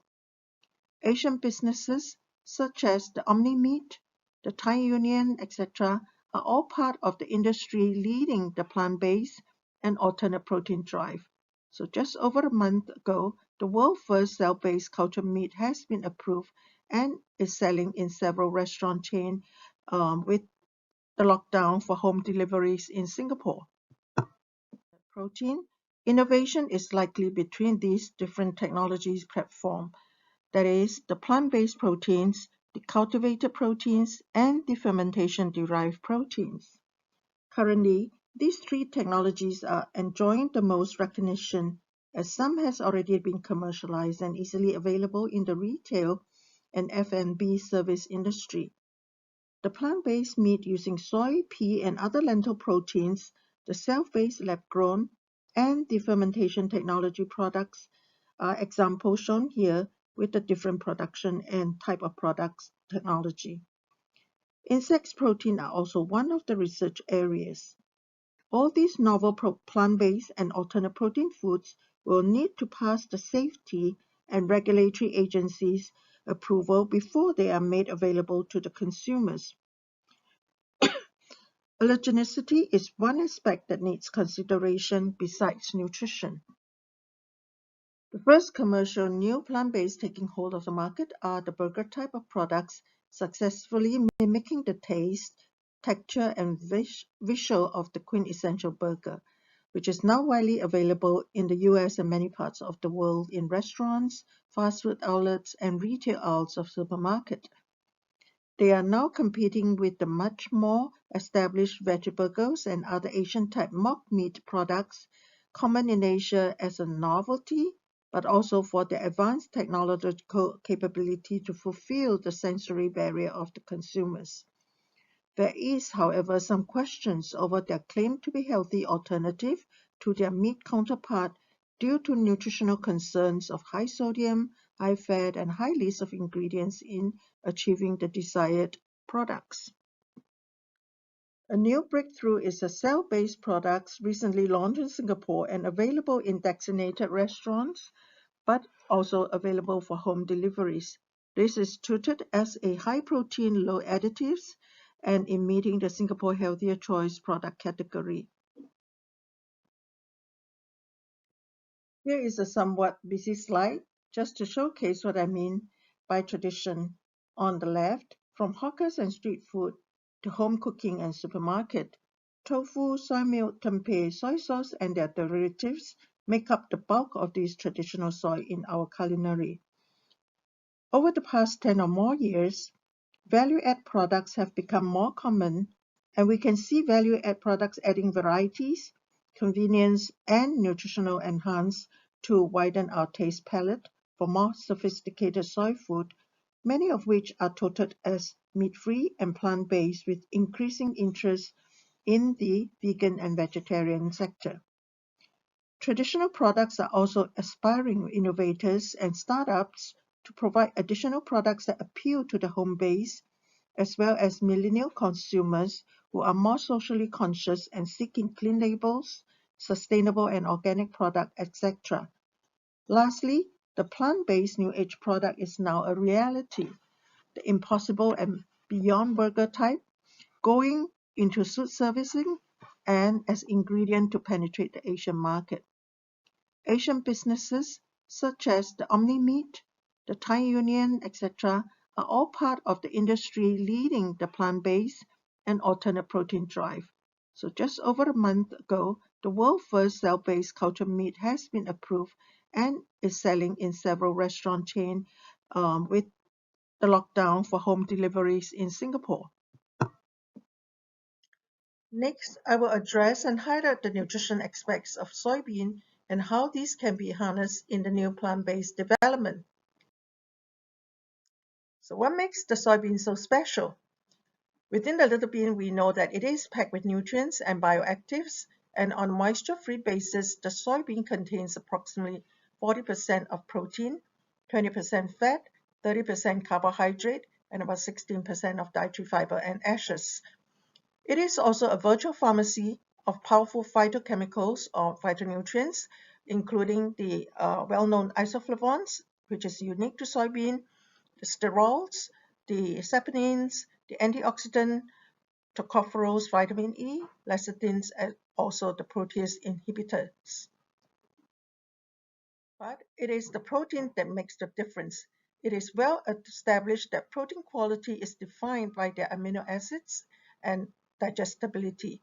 So those with the most complete essential amino acid and digestibility scores are considered to be of the highest rank in terms of protein quality. The protein digestibility corrected amino acid score, the PDCAAS, which is used to compare protein quality, has shown that soy protein, especially in its most concentrated form of isolate, score the highest equivalent, which is equivalent to egg protein as shown in this chart. So with regards to protein requirement, so what's the optimal and who needs more? Current RDA protein recommendation is 0.8 gram per kilogram body weight for adult 19 to 70 years old. More recent research has led to newer recommendation of progressively increasing needs for different age groups, physical activities, and health status. So for example, those are at the highest age group and who has chronic disease, the protein needs is increased to 1.2 to 1.5 gram per kilogram body weight. Besides protein, soybeans are also high in many other minerals and vitamins, as you can see from this slide in comparison to other plant-based lentils as well as cereals. And the micronutrients of significant presence is shown here with phosphorus, calcium, vitamin K, iron, magnesium, potassium, and others. Lastly, in terms of assessing the environmental impact of soy protein, where a new suggestion is to look at protein quality in the context of environmental sustainability in setting of dietary guidelines. In this context, soybeans and soy food has performed reasonably well as the farm practices move more towards environmental and sustainable practices. With an understanding of the soy nutrition health profile, especially on quality protein, these lead me to share on US soy and soy ingredient for value-add plant-based as well as alternate protein usage. There are over 3,000 varieties of soybean worldwide. It is also a fact that the genetics of the soybeans largely dictate its protein as well as other quality profile that would fit the different products and usage. There is a newly developed US specialty soybean database with over 120 varieties of quality soybeans with different relevant information such as the protein content, the fat, the carbohydrate, and other phytochemicals for end users to select for testing and matching for their specific product needs. Soybean can be processed into different derivatives with varying percentage concentration of protein through milling and extraction into soy ingredients such as the full-fat soy flour, defatted soy flour, and the soy milk powder for different application purposes. I will not go into details in the interest of time, but this spans a host of products we are familiar with, from tofu, soy milk to processed protein bars and dessert type food, as you can see in the application in the last column.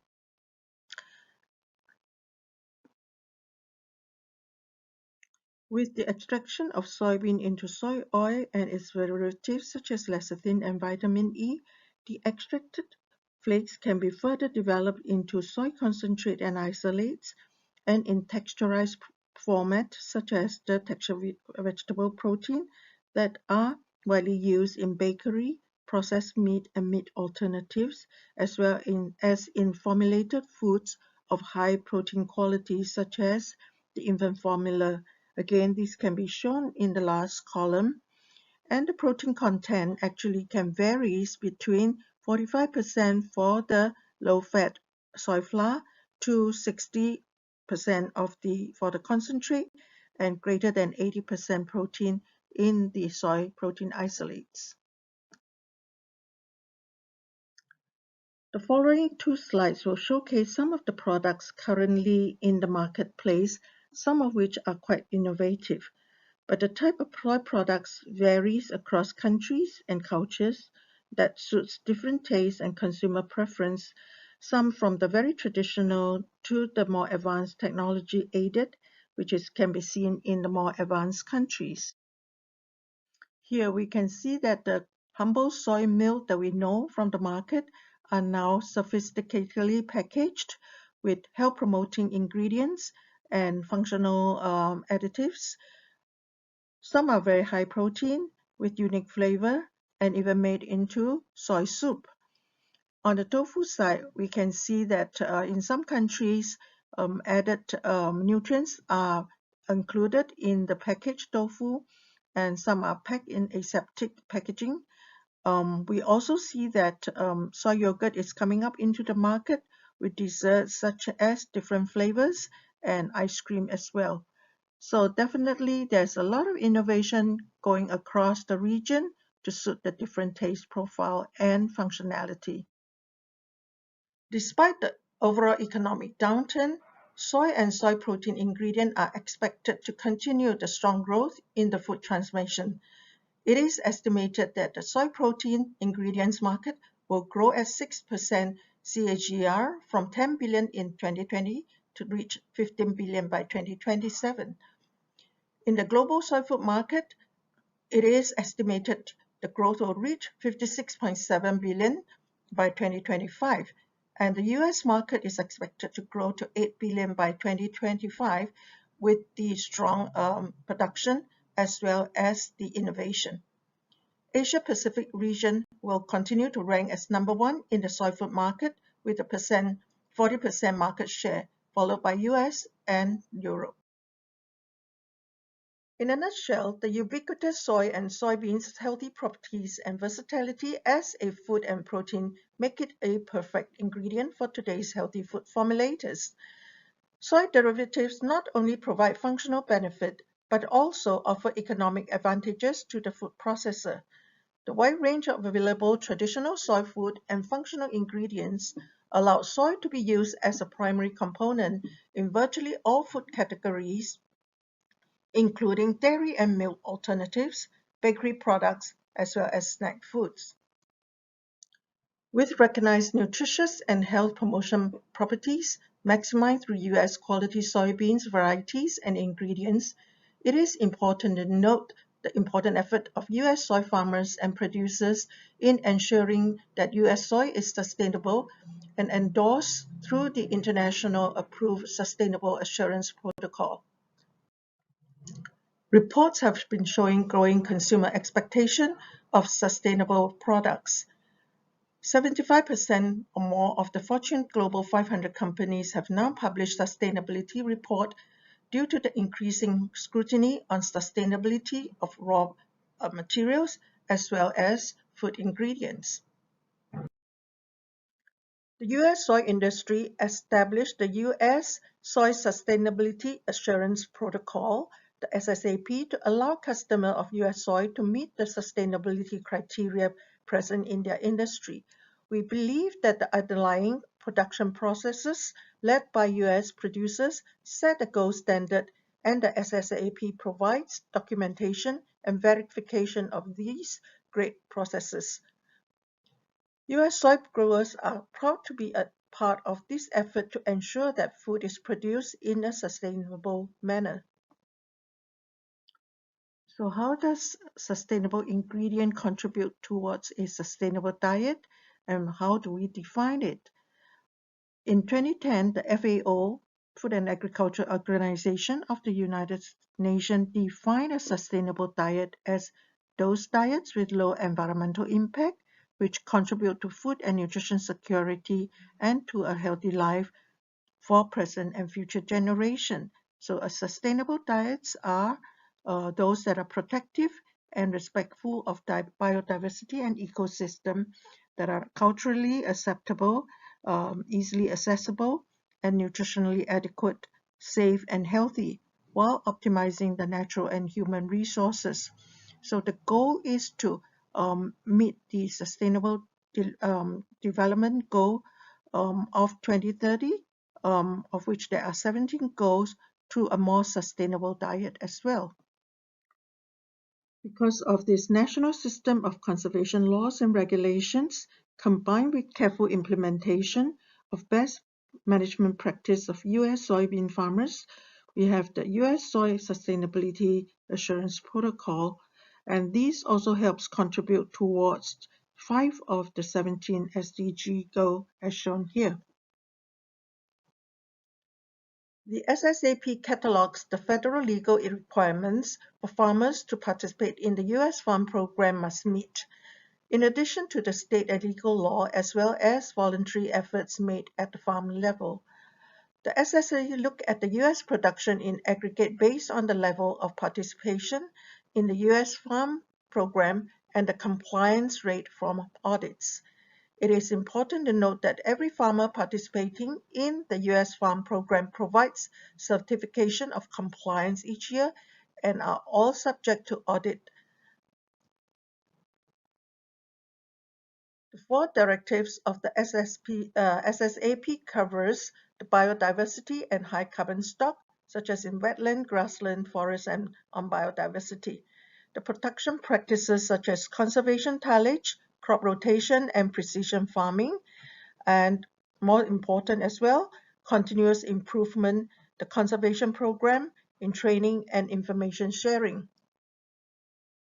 The SSAP has been accepted by various international groups around the world as a means of verifying sustainability, and these are some of those that are listed here that have actually endorsed the US SSAP.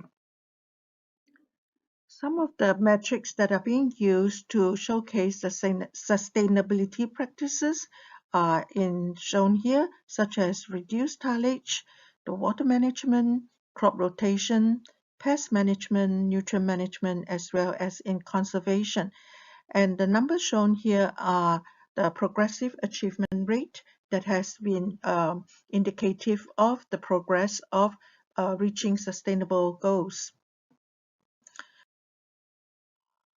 The additional achievement that's being aimed at by 2025 are the reduced land use impact by 10%, reduced soil erosion an additional 25%, as well as increased energy use efficiency by 10%, and finally, the reduce the total greenhouse gas emission by 10%. Here I show the trademark logo that offers companies that use a sustainable US soy in their products verified through SSAP the opportunity to use the sustainable US soy logo on their packaging. This logo is currently being used widely in many countries, including Asia, in Korea, Japan, Taiwan, and recently in Malaysia, in Philippines and Indonesia. In order to use the logo, a licensing agreement must be signed. This shows a couple of steps to request for a certificate of verification of the SSAP, and the certificate itself is free of charge for customers that purchase US soy.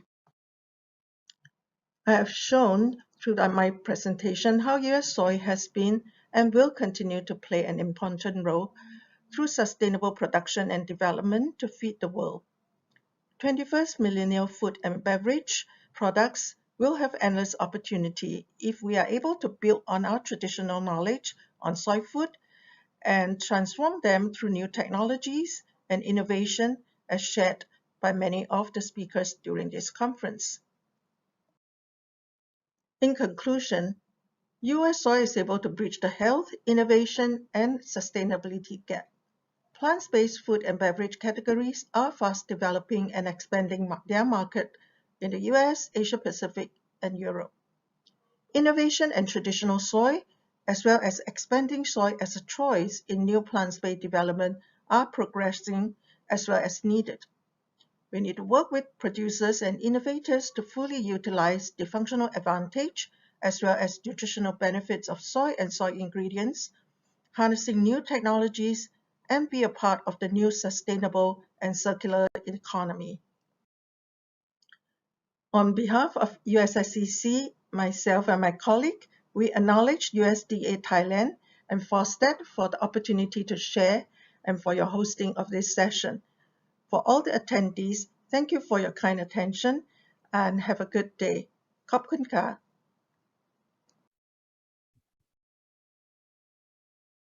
Thank you for an excellent presentation. You show each data line to achieve its success and pin your audience to intrigue by the new possibility of alternative protein. It seems to be the crossroad we are standing at. Our consumers are calling to do something. This is the chance of new innovators to increase the market share. Thank you again. And the last topic today, we'll talk about the processing technology. Before we found the last topic, we have a small chart to introduce DIP and lentil calcium. Hi, I'm Joel Woodward, and together with my colleagues at AgriSource Company Limited in Bangkok, I serve as the Southeast Asia Regional Representative for the USA Dry Pea and Lentil Council. We're very happy to be taking part in this virtual edition of FI Asia this year. And so the members of our council, they take pride in producing the highest quality pulses and pulse ingredients available anywhere in the world. And we're really happy to be able to share that with you all here. The products we represent include whole and split peas, lentils, and chickpeas, as well as ingredients made from them, such as protein isolates and concentrates, starches, and fibers. Lately, we've been getting a lot of interest from the alt meat and dairy sectors in Southeast Asia. These sectors are booming, and there's been a lot of interest in our protein products, such as texturized pea protein and other products as well. So we really look forward to meeting and working with more of the region's food manufacturers and innovators through this event and into the future. And feel free to reach out to any of our team anytime. We hope to be able to see you all face to face soon. Cheers. Okay, welcome back. The last topic of today, we'll talk about processing technology overview for plant-based milk with US Pulse by Mr. Hemang Dholakia, US Dry Pea and Lentil Council. Please welcome him.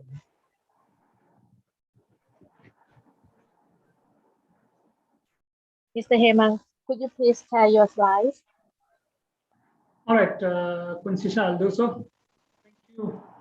Thank you for this opportunity. Let me put up this slide. Yes.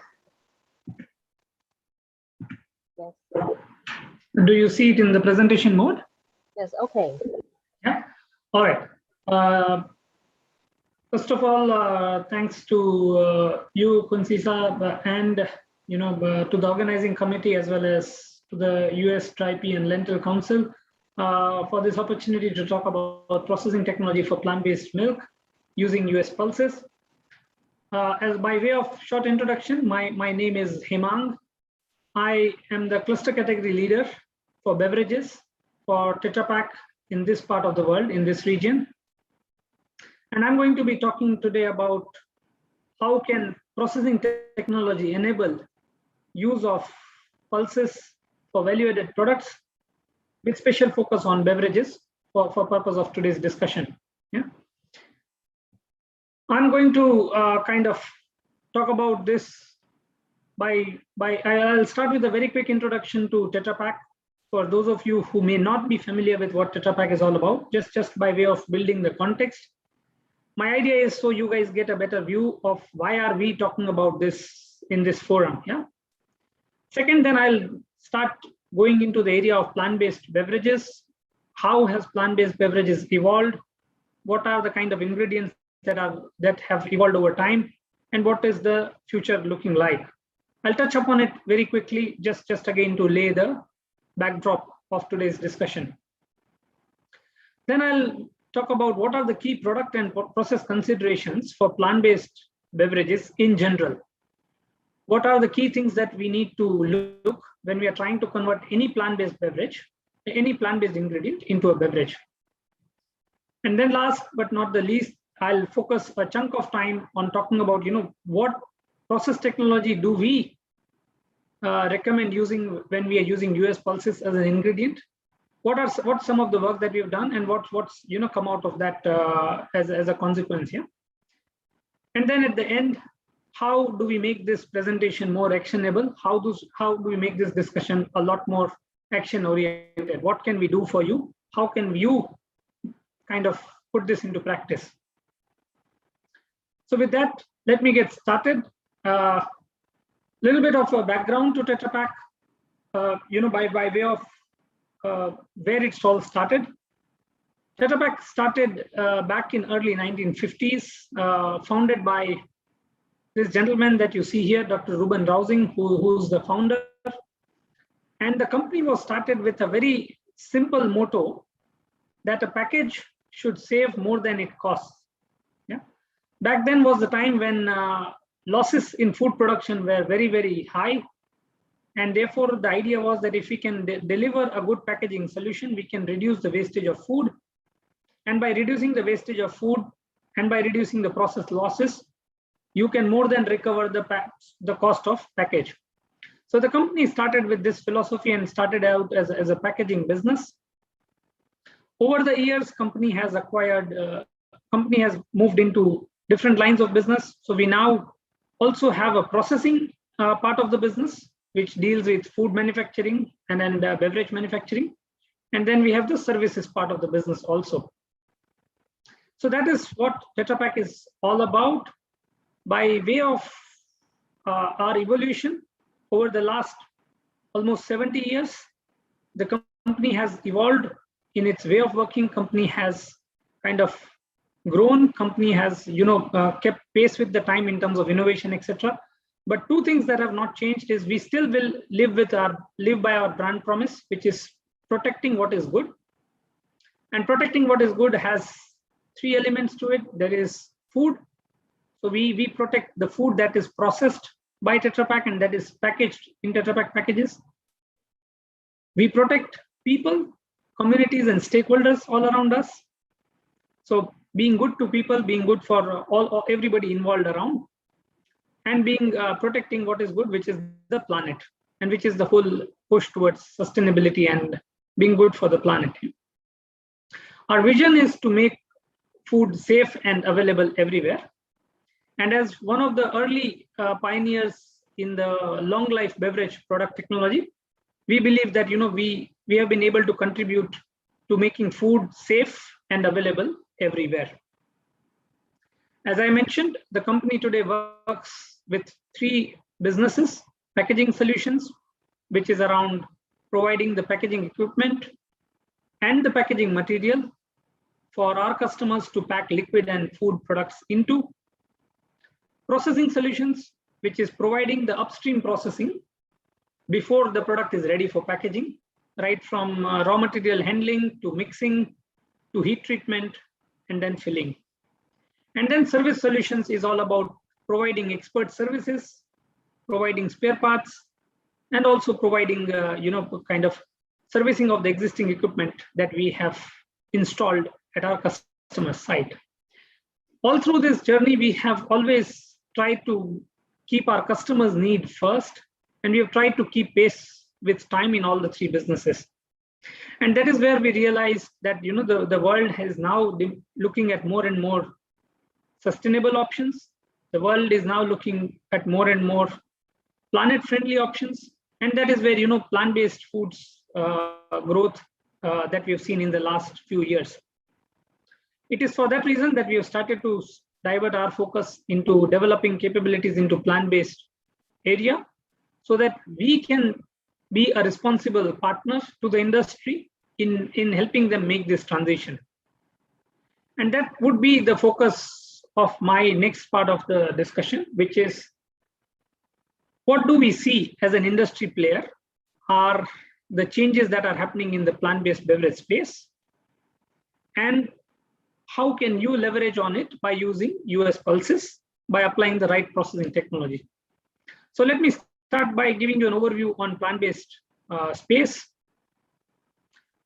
This slide shows you, the list of variety of ingredients that have evolved in the plant-based area over the last few years. If you look at on the left-hand side of the slide, you will see that there are traditional plant-based ingredients like soy, which has been the staple of plant-based space for many, many years. For Asia especially, it has been one of the key staple ingredients, not just as a dairy alternative, but as a culinary ingredient and as a daily ingredient in its own right. Of course, then over a period of time, a lot of other ingredients evolved, such as nuts, almonds predominantly, but few others like grains. We talk about rice, oats, etc. And we believe now we are in generation 3 of this evolution, where our people are looking at more and more variety of ingredients, both from a sustainability point of view, but also from a nutrition point of view. And this is where ingredients like peas, pulses, and others are now starting to get more and more popular. This is where we will be shifting our attention to in a few minutes' time. Yeah? But what does this mean as an overall landscape? You know, if you look at this landscape of plant-based ingredients, what does it mean for brand owners? What does it mean for food and beverage manufacturers? There are three major implications from a commercialization standpoint, if you ask me, in our opinion.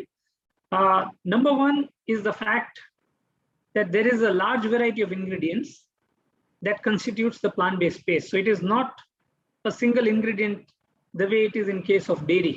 Yeah? Dairy is a single ingredient, which is milk.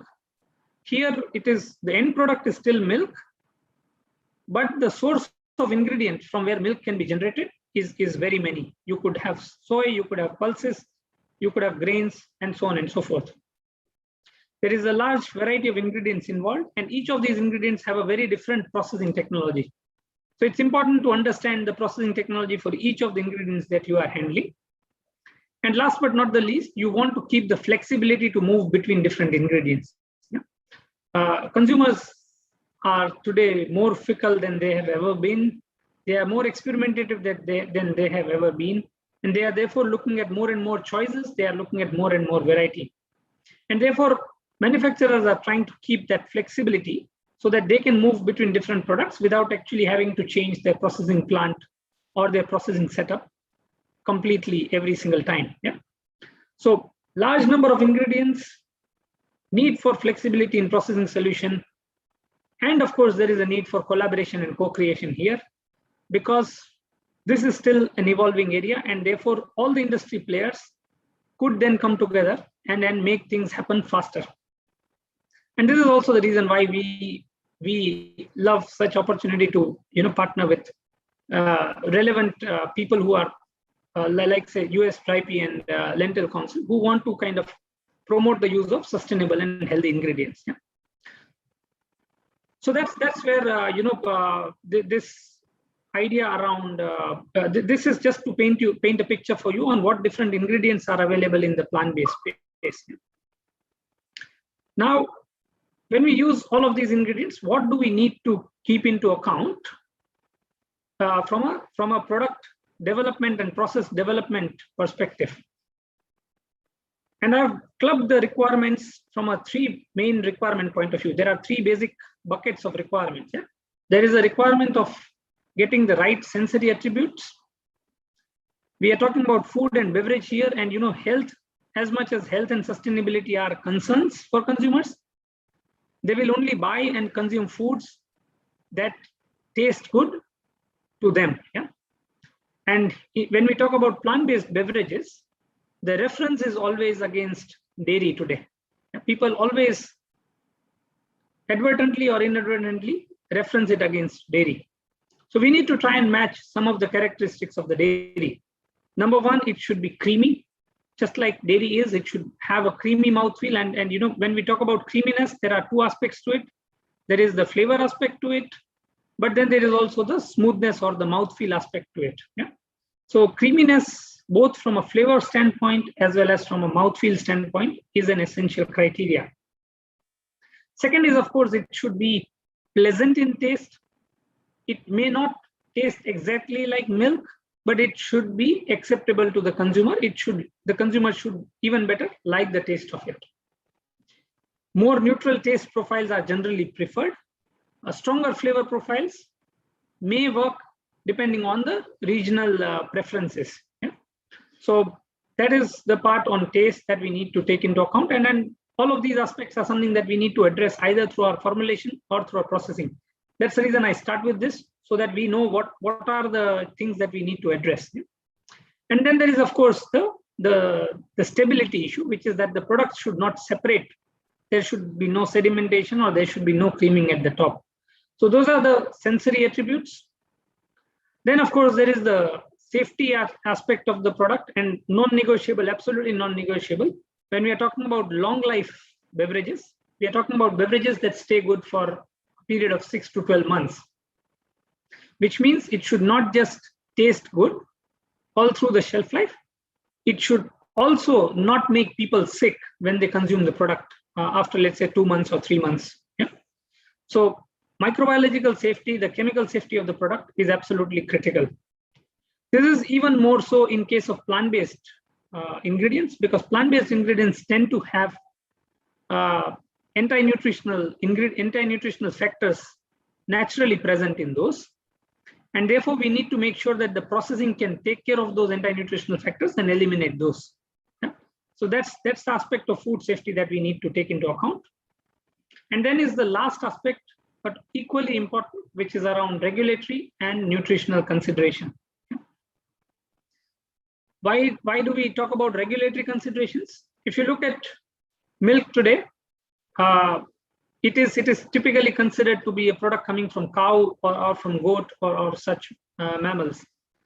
The moment we say a plant-based milk, the use of term milk is sometimes being challenged in various markets by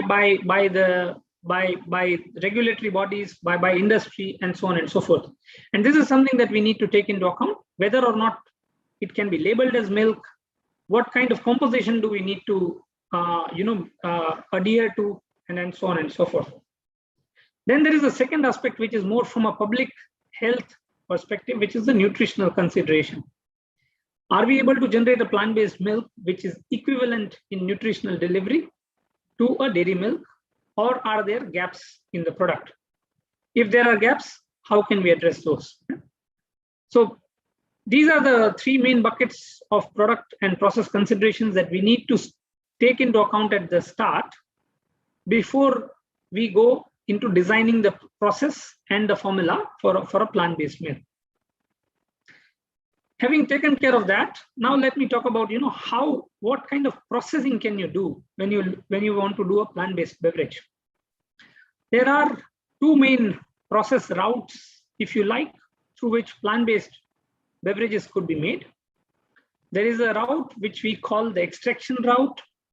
The extraction route is basically, as the name suggests, a process in which you are converting the solid ingredients into a liquid slurry, or you are extracting the goodness of the solid ingredients. It could be split peas, it could be whole soybeans, it could be dehulled peas, and so on and so forth. Yeah? So you start with the commodity ingredient, and then you process it in your own setup so that you can extract the soluble good component out of it and into a liquid form. That is the process we are calling as extraction process. It's a great process in terms of its raw material flexibility. You can start with very commodity level raw material, which means the cost of raw material is relatively much lesser.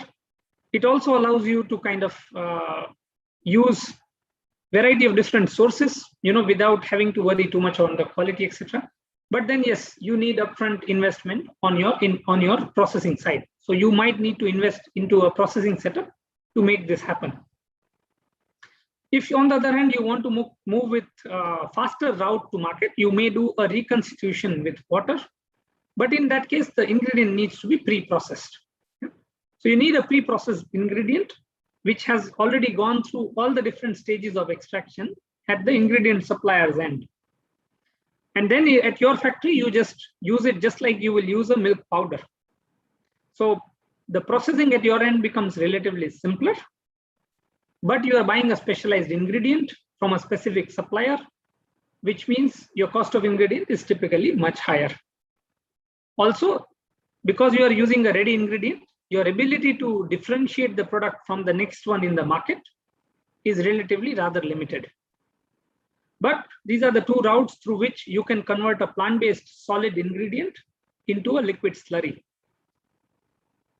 Once you've converted that into a liquid form, the rest of the process is very similar to any long life beverage product. You will mix the liquid with other ingredients such as sugars, flavors, oil, some stabilizers, emulsifiers, and so on and so forth, depending on the kind of formula that you're doing. You will then pass it through a homogenizer, you will pass it through an ultra high temperature treatment process, and then you will send it to an aseptic storage and filling.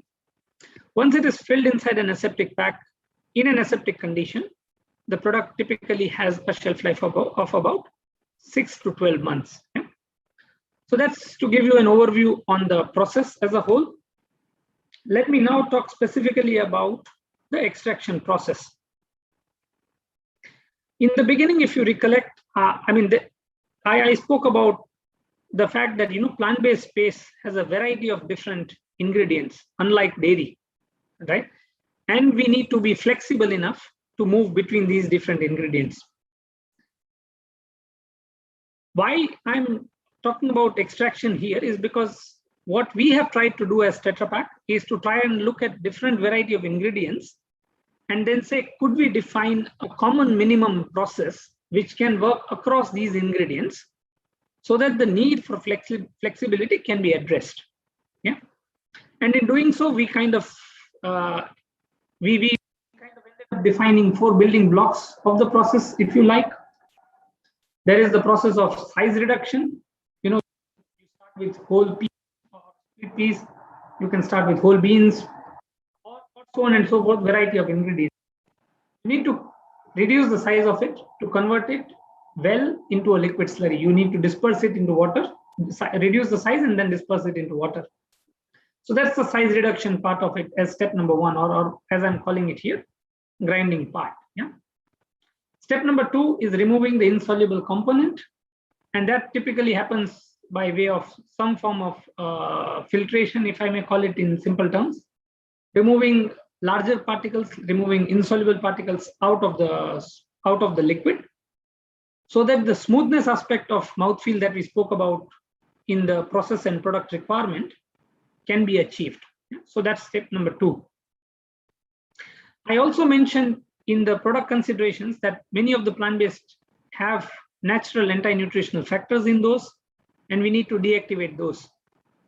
And that typically happens through a cooking process, yeah? or an enzyme deactivation process, or an anti-nutritional deactivation process. So that's step number 3. And in many ingredients, there is fairly high, many plant-based ingredients have a fairly high level of carbohydrates in form of starch, native starch. Starch typically has a tendency to absorb a lot of water and create much thicker slurries. Those are not very amenable to beverage preparation. And therefore, we may need to break down this slurry by use of some external enzymes. And then that's the reason this process of hydrolysis may then come into play. Yeah.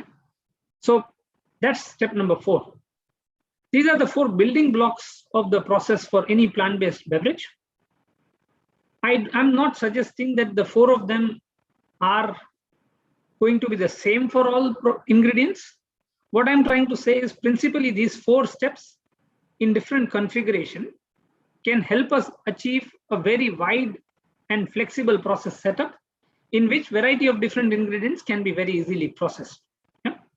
For example, if you are starting with, let's say, something like nuts, you only need size reduction perhaps. If you are starting with something like legumes or oilseeds or pulses, you may need 3 or all the 4 steps.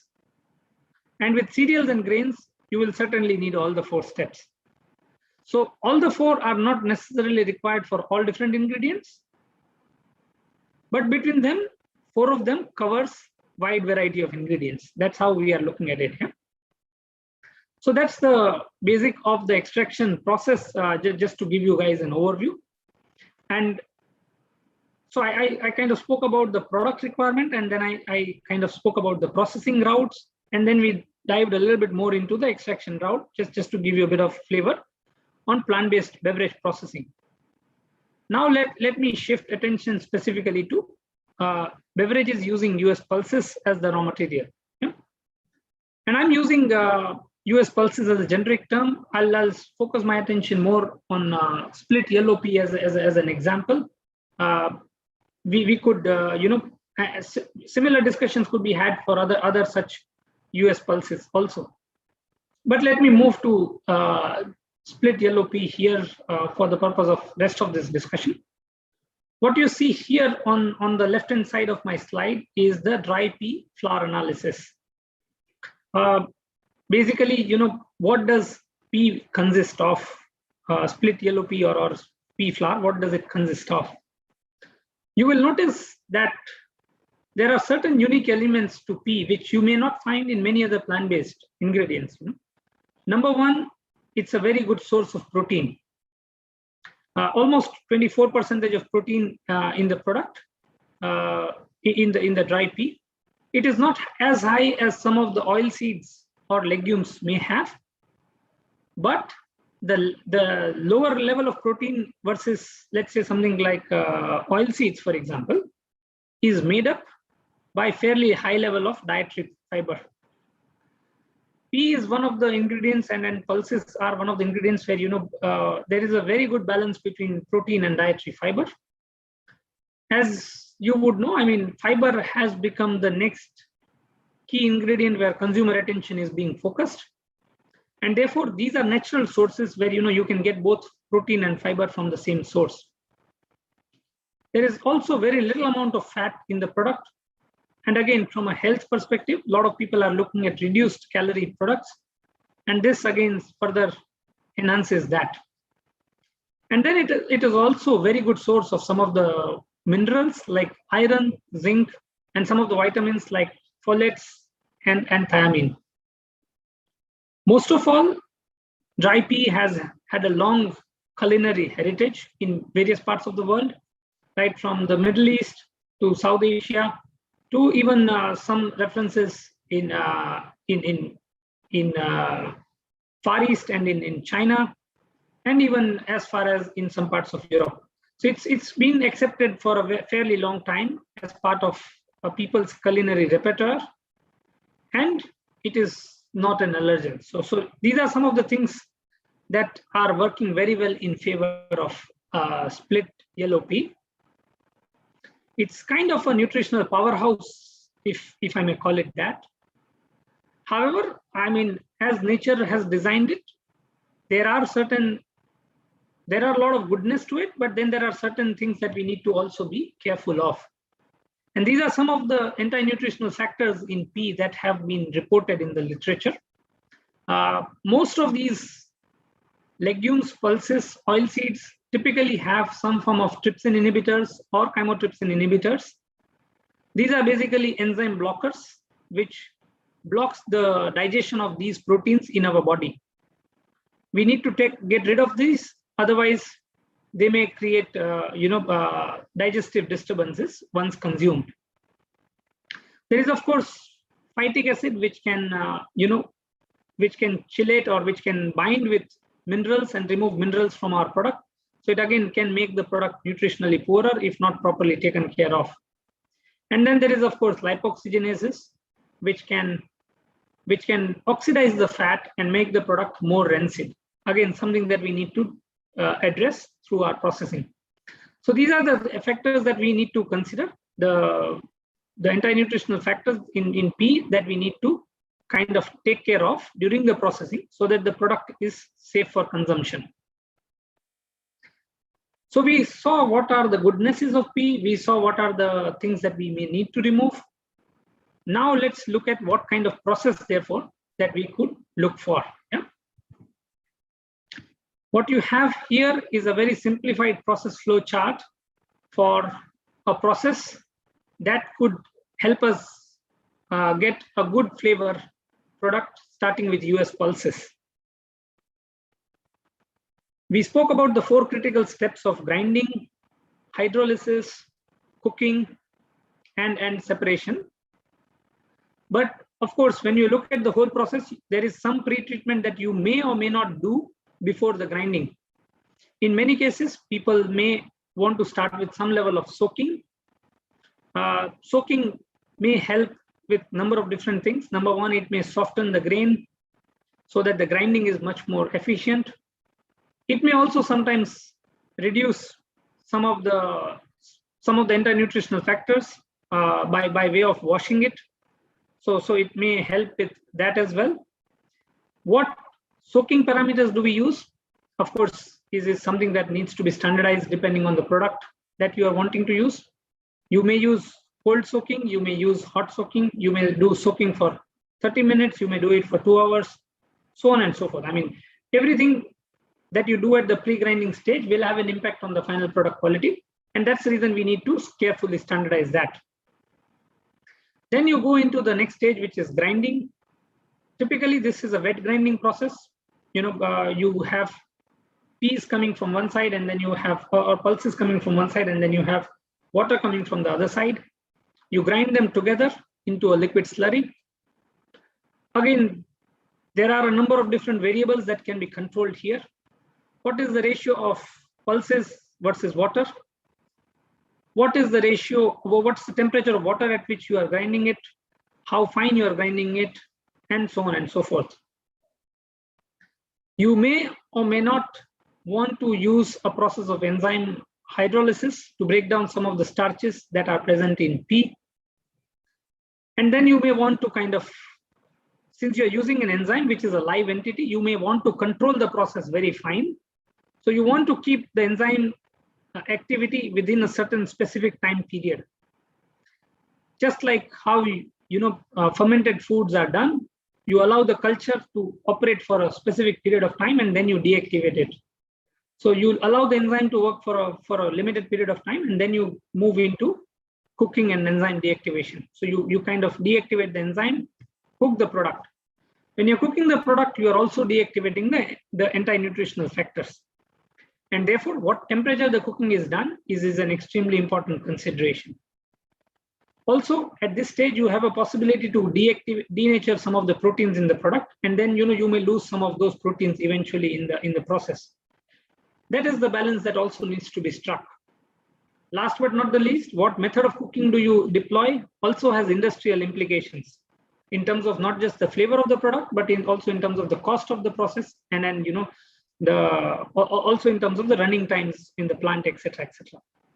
So all of those needs to be taken into account when you decide and design your cooking and enzyme deactivation process. Then you go through a fiber separation or a filtration process where you remove the insoluble components. And at the end of this process, what you will get is a pulse-based liquid slurry. Yeah, it's just pulse which has been finely dispersed in water. And now you could use that to add some vegetable oil to it if you want to make it more creamy. Remember, we spoke about creaminess as an essential sensory parameter. Or you may want to add some minerals to it to match the calcium delivery of cow milk. Or you may want to add some sugar to it to make it a little bit more sweeter and mask any astringency that might come from the original source, and variety of different ingredients that you might want to add. So you go through that stage of mixing all the ingredients, and then you pass it through ultra-high temperature treatment process. Ultra-high temperature treatment process is basically very high temperature being deployed, about 140 degrees centigrade, but for a very, very short duration of time. We would be doing it for about 3 to 4 seconds. That will sterilize the product, eliminate all the microorganisms that might be present in the liquid, and make it safe and stable for further consumption. The process needs to be completed by not just doing the UHT, but by also passing it through a filling machine, which can fill the product under aseptic conditions, under sterile conditions, in a sterile pack. Yeah. This is where aseptic filling differs from traditional processes like canning, for example. In the process of canning, you are kind of going through, you are filling the product inside a can and then heating the entire can. So, the container itself needs to be heated. In UHT and aseptic filling, you are sterilizing the product separately, you're sterilizing the pack separately, and then you're bringing them together. That's the aseptic filling process, and that is what confers a very good quality product with a very strong, very long shelf life. So that's a simplified description of what kind of process that can be deployed for US pulses to be converted into a beverage. I try and put it in form of a line configuration here. As I discussed, we may want to do some grinding to begin with if you are starting with the grains or the peas. Or if you are starting with the pea flour, you could start with simply a mixing stage. You may then go into the stage of enzyme treatment, followed by enzyme deactivation and fiber separation in a given order. Once you have completed that, you are able to get a liquid slurry, which then goes into mixing and then can get mixed with other ingredients, passes through UHT, and then goes to an aseptic filling machine. And what you have is a long life beverage product.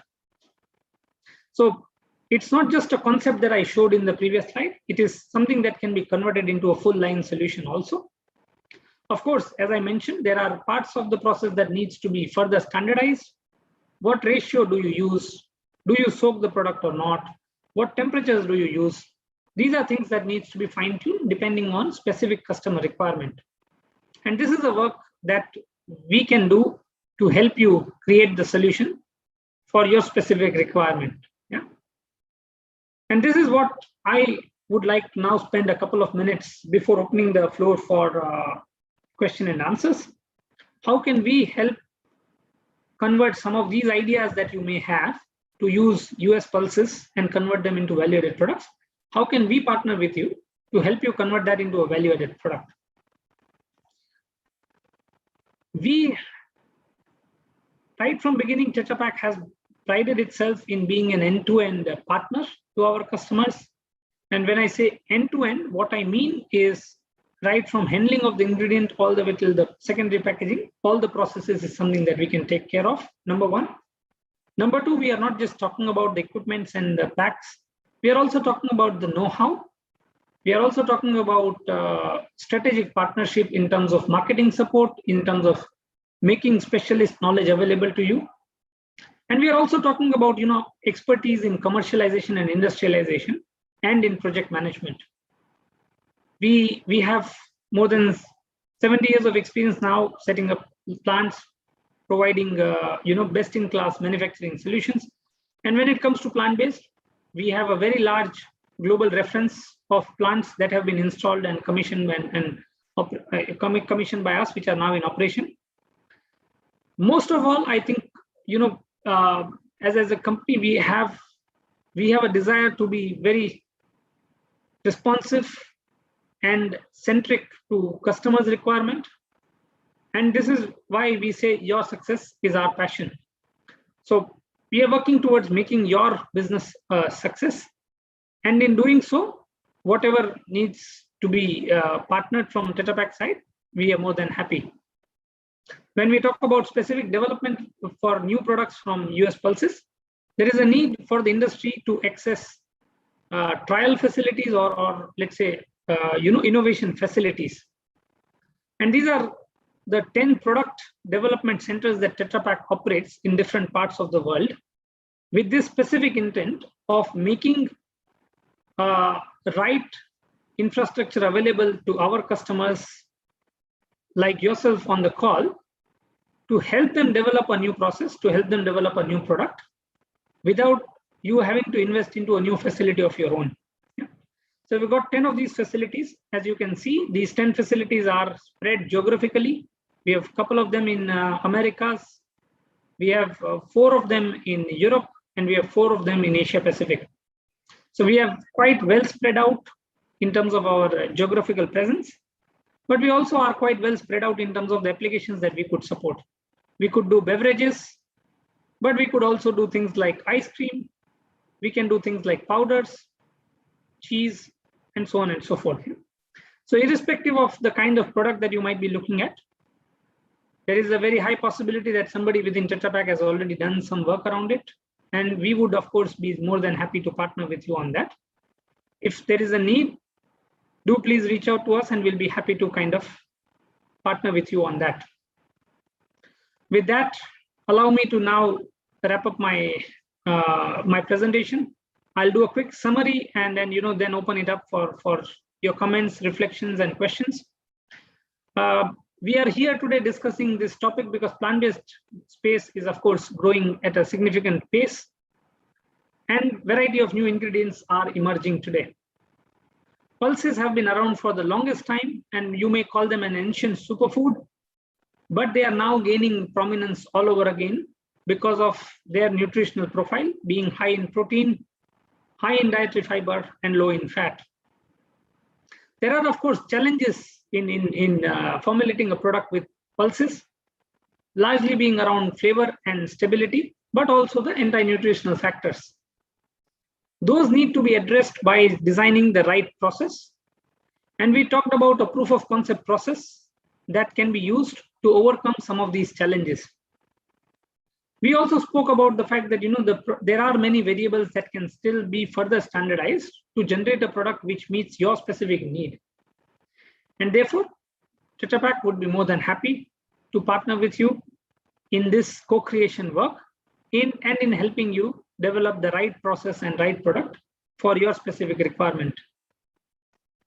As I mentioned, we are here to make your business a success, and we'll be happy to kind of get into further discussion to help you do just that. With that, I thank you for your time and attention for this presentation, and I'll very much appreciate your feedback and your questions on the topic. Thank you. Back to you, Khun Sisa. Thank you, Mr. Dolakia, for providing us with very useful information. Your talk was particularly appropriate at this time when we are considering new initiatives for expanding growth. Many of us were especially interested in technology that you present here. Thank you again for accepting this assignment and appreciate the time you took. So we have four questions. May I invite all speakers to join the Zoom again? Okay, thank you. The first question is, does eating plant-based help people lose weight? Yes, I want to know too. Okay, I guess I can take this, and then the others can add in. I guess any food in terms of caloric intake and output need to be balanced. So plant-based, of course, have a lot of advantages, but it also depends on how you cook your products, right? I think that we always said that because of the higher dietary fibers, as well as lower fat content, definitely I think that if you want to maintain weight and with a weight loss regime, an appropriate amount of plant-based product is important, but the culinary aspect needs to be taken into consideration as well. If you see that a lot of vegetarians are not necessarily, in the best of shape, but I believe that there are a lot of scientific evidence as well as research paper to say that, in a control study, definitely plant-based has an advantage on that. Yeah. And so whether it comes from different type of, plant-based product, there is an appropriate way to cook as well as to balance your energy intake. Yeah. Okay, thank you very much. Any comments? So we go to the second question. Will we get enough calcium and iron? Okay, so of course, I don't know, because my background is in nutrition, so maybe I can jump in first, but definitely Hemang and Dr. Vincent will have a lot of, relevant knowledge on this as well. Right.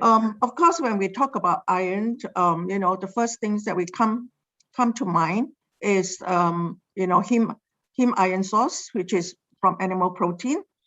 And then, of course, there is always a concern with on iron deficiency anemia on an exclusively not a well-planned vegetarian diet. That means that, plant-based. So that is something for concern.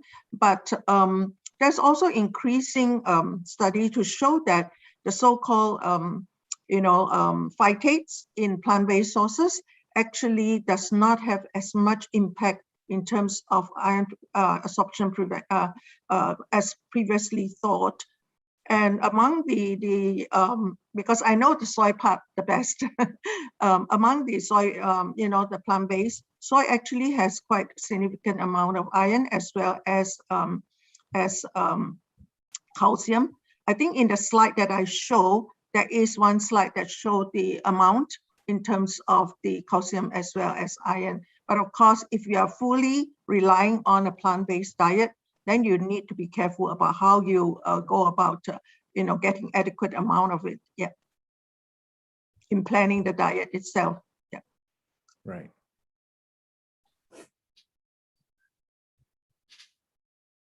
Okay, thank you very much for your answer. Hemang, you have anything to add? may I have some information Yes. to give all of us? I think it depends on your menu and your design. And Yes. together, I think we already have the solution. For example, like a biofortification, and together with some processing that Hemang maybe try to give us for example about the beverage, right? I think if we design, okay, the end product and we know specification exactly, we can back up to design the processing and together ingredient to solve that problem. For example, like a biofortification and together some processing like a fermentation that can solve that problem is easier and still like a bio-based. It's not fortification from chemical. I think the people who interesting about the plant diet may be interesting, right? Yeah. You can also see that in many of the beverages currently available, there is fortified with calcium and vitamin D. So definitely in terms of getting adequate from the variety of plant-based products in the market, you will definitely be able to select and also make a educated menu planning to make sure that there is adequacy of micronutrients. Right. Yeah. Thank you very much. The third question is, do I need to combine plant proteins to make sure I'm getting all of the essential amino acids?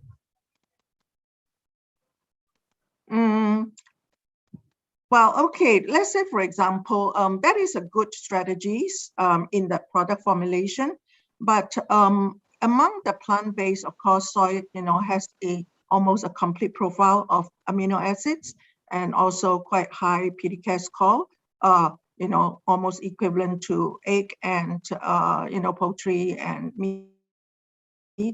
But of course, in terms of the type on the diet, it's sometimes if you think about, the human way of mixing our diet in Asia, especially, we eat rice with different other protein sources. So we are not just getting one source of, our amino acids. And so definitely, combination is a good way to go because the profile of the amino acid may varies a little bit. And so that one that is high in one may be lower in the other. So we should always eat a variety of food, not just relying on one single source. Yes, this is a very good idea. And I think most of us will need to have more variety of food. It's better. And if I may just comment on that, Kunchasaya, fully agree with what Buni said. There is this long-standing, theory about complementarity of proteins, right? Some proteins work very well with some other sources of protein. Some of them, like Buni mentioned, soy are our complete sources of, the best sources of plant protein perhaps that we could get. But then when we are working with other variety is important, as we heard Buni and Kunpasit talk about in the previous question. Now, when you are doing the variety, one of the ways to do it is look at complementary part, right? Pulses, for example, or legumes could be very well mixed with cereal protein, and they are known to have a very good complementary effect. Pulses might be low in lysine and some of these essential amino acids. Cereals might be low in methionine and some of the other essential amino acids. You combine the two, you're getting basically the best of both worlds. So I kind of agree with Buni's perspective here. Fully agree that combining two sources with the right composition may actually help you bridge that gap. Not to mention kind of bringing the diversification on the menu also. So that's probably our ingenuity, you know. I'm thinking about the Indian food. If you eat pulses, you know, like dal with chapati, I mean, that's a great combination. And then for us in Southeast Asia, you know, we eat chicken rice with tofu soups and things like that, you know. So that is definitely, you know, and a vegetarian diet, of course. You know, you go about mixing the different type of vegetables and pulses, so that's important. Yeah. Yes, thank you very much. And even if we consume normal food, do we need to take any supplement? I think this is a very health concern to prevent some. I think we always said, you know, we use health supplement as a kind of like an insurance, right? I think people do that. And then so if you think that you're not eating as healthy as you would, then, you know, I think that people go up for getting supplement. But I think in certain age group, it is important. And especially if you have a compromised health, supplement definitely should be looked into. Let's say, for example, for the elderly, you know, your protein as well as your, you know, due to poor absorption, other chronic diseases, then supplementation is important. Thank you. But if you are eating a healthy diet, I think that that is less of concern. Yes. But it may need in healthy, in aging people, right? Pardon? But the supplement may need for the aging people. Oh, that's definitely, yes. Yes. Yeah. Because especially, you know, as you get older and in the elderly group, sarcopenia is a very important and, you know, not well understood and also neglected issue. So you lost a lot of muscle mass. So if you are not eating enough, then, you know, it also causes a lot of health problems and much easily get infections and all that. Yeah. Thank you very much. Exactly. The last question. Yes. Yeah.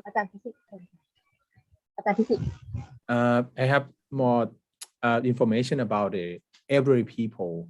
I think some elderly people, they have limited information about the health, because that generation maybe at that time maybe they don't know exactly about the plant diet.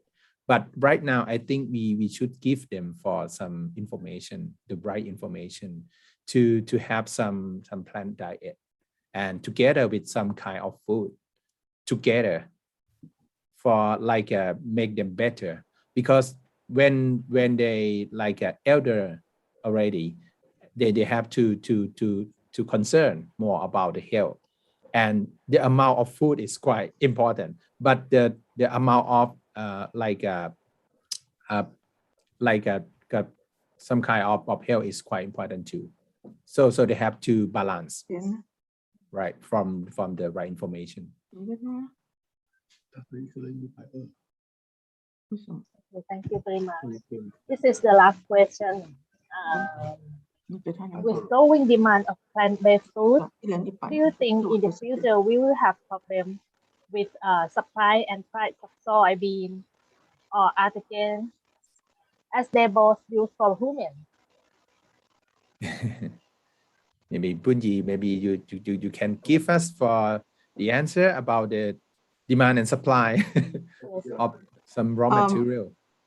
Can I just get a question? Sorry, again, my apology. Yeah. Yes.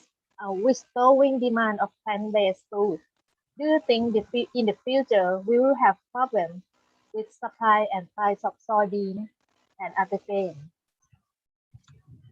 Okay, so that is also an issue, but it also depends on the production efficiency, you know, and that sometimes it also depends. I think the plant-based food is not just about soybean, right? Yeah. So even though soy is a major component of that, I think that definitely for human consumption, we are concerned about the total amount of food going into the growing population. But currently, there is new technology in terms of going into extended addition production efficiency, in terms of also technology that will increase the protein. That you can actually also choose varieties that actually provide higher nutrient content. Biodiversification is one. The other one is, we know that new technology is coming out to create cell-based products. So I think that technology will help us resolve. And of course, also, I think that urban farming is one technology that is currently being adopted in many countries. That means that you maximize the land mass where you can have good production. And then, like even in culture, besides thinking about the different type of food that we are able to create, I know that people are also talking about, printing. I mean, so there are technologies will help us kind of catch up with what we need to do. But let's say, for example, I know that in our part of the world, aquaculture is very, very strong. And so, in terms of addressing the issue of diminishing supply of protein from different varying sources, I think that we should, of course, think about how do we conserve and help with the sustainability part. But at the same time, I think we should balance technology with food production capability. Yeah. So now question is coming. Excuse me. For Mr. Hemang, for oatmeal beverage processing, is it also require the enzyme hydrolysis step to get better smooth texture? No, that's a good question. It indeed requires enzyme hydrolysis to answer the question. And the reason for that is because if you look at the composition of oats, it comes from a cereal family, very high level of carbohydrates, more than 65% of carbohydrate.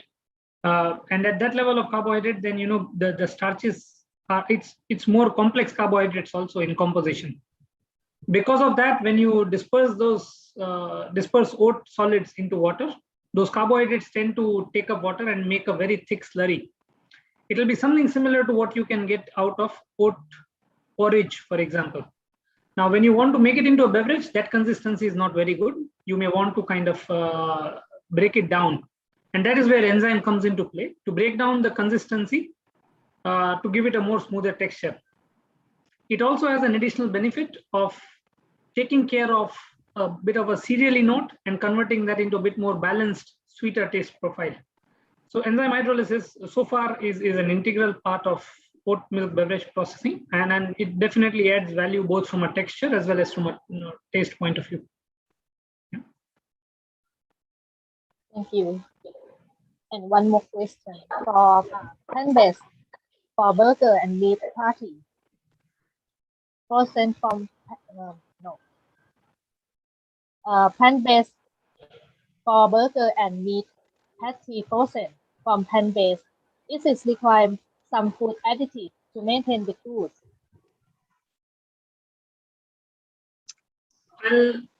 I'll try and answer this. I'm not an expert on this area, but based on limited technology know-how, I'll try and answer that, and then I'll request Muni and Kunpisit to weigh in also with their comments.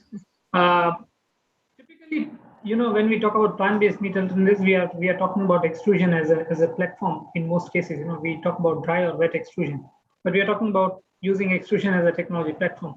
Now, in most cases, the different kind of plant-based proteins may need to be modified in some way by what extrusion does, but they may sometimes also need some. It depends on what kind of end texture, what kind of end product are you trying to get to. Yeah? In some cases, use of or use of some of the other starches is not uncommon. But like I said, it depends on what kind of end product you are making. Binders do definitely help to give it the better texture and better cohesiveness, and which can result into a better bite for the end consumer. So it's something that adds value, but depending on the end product that you're trying to make. Yeah, definitely. I think if we wanted to mimic, so currently, if you think about it, is in the Asian context, we have been eating a lot of meat analog, and traditionally for hundreds of years, and we have more or less perfected the flavor profile, even though and through the culinary part. So whether they are in the form of like a mock meat or sausages or whatever it is, and we use ingredients like mushrooms and to enhance the flavor. But if you're looking at the modern plant-based food, definitely I think the flavor industry play a very important role. And so in terms of the food scientists are actually experts in this. I'm not a food scientist. My background is in nutrition, but I understand that there is a lot of research going on. And if you look at the burger right now, they do taste like meat.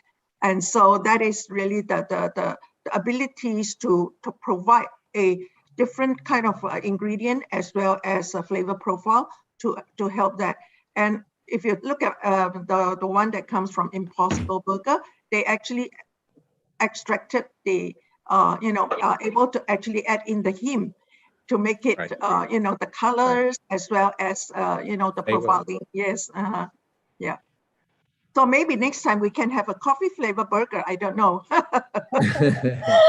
Yes, I hope so. I really like your video on the the attraction of the smell and the flavors that drive the consumers. And I know when I smell walk past a bakery, what would draw me to buy a loaf of freshly baked bread, it's the aroma, right? So that's very, very important, definitely. Yeah. And I think today for the food industry, we support about the food service sector a lot, and increasing of number of food delivery from the food service sector is quite interesting, because when they growing up, food industry have to support them like a platform of food, to contribute about the some ingredient or some product to bring that optimum for food service sector or not. For example, like a burger, coffee, or together if the burger have to add some a frozen or not frozen or just chew only, maybe differently. This one is we need to have some information and research a lot, to do that thing. For example, some yeast to make a heme flavor and heme color, something like that. Thank you very much.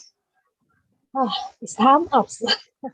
Now I must be thank you all the speakers and all the delegates for attending the seminar today. We have the last but not least topic on September 20. We have got an honor from Dr. Songthan from Chulalongkorn University to give us a talk on how to do systematic review. This is the first time we see two complicated topics, so we will conduct in Thai language for our best understanding.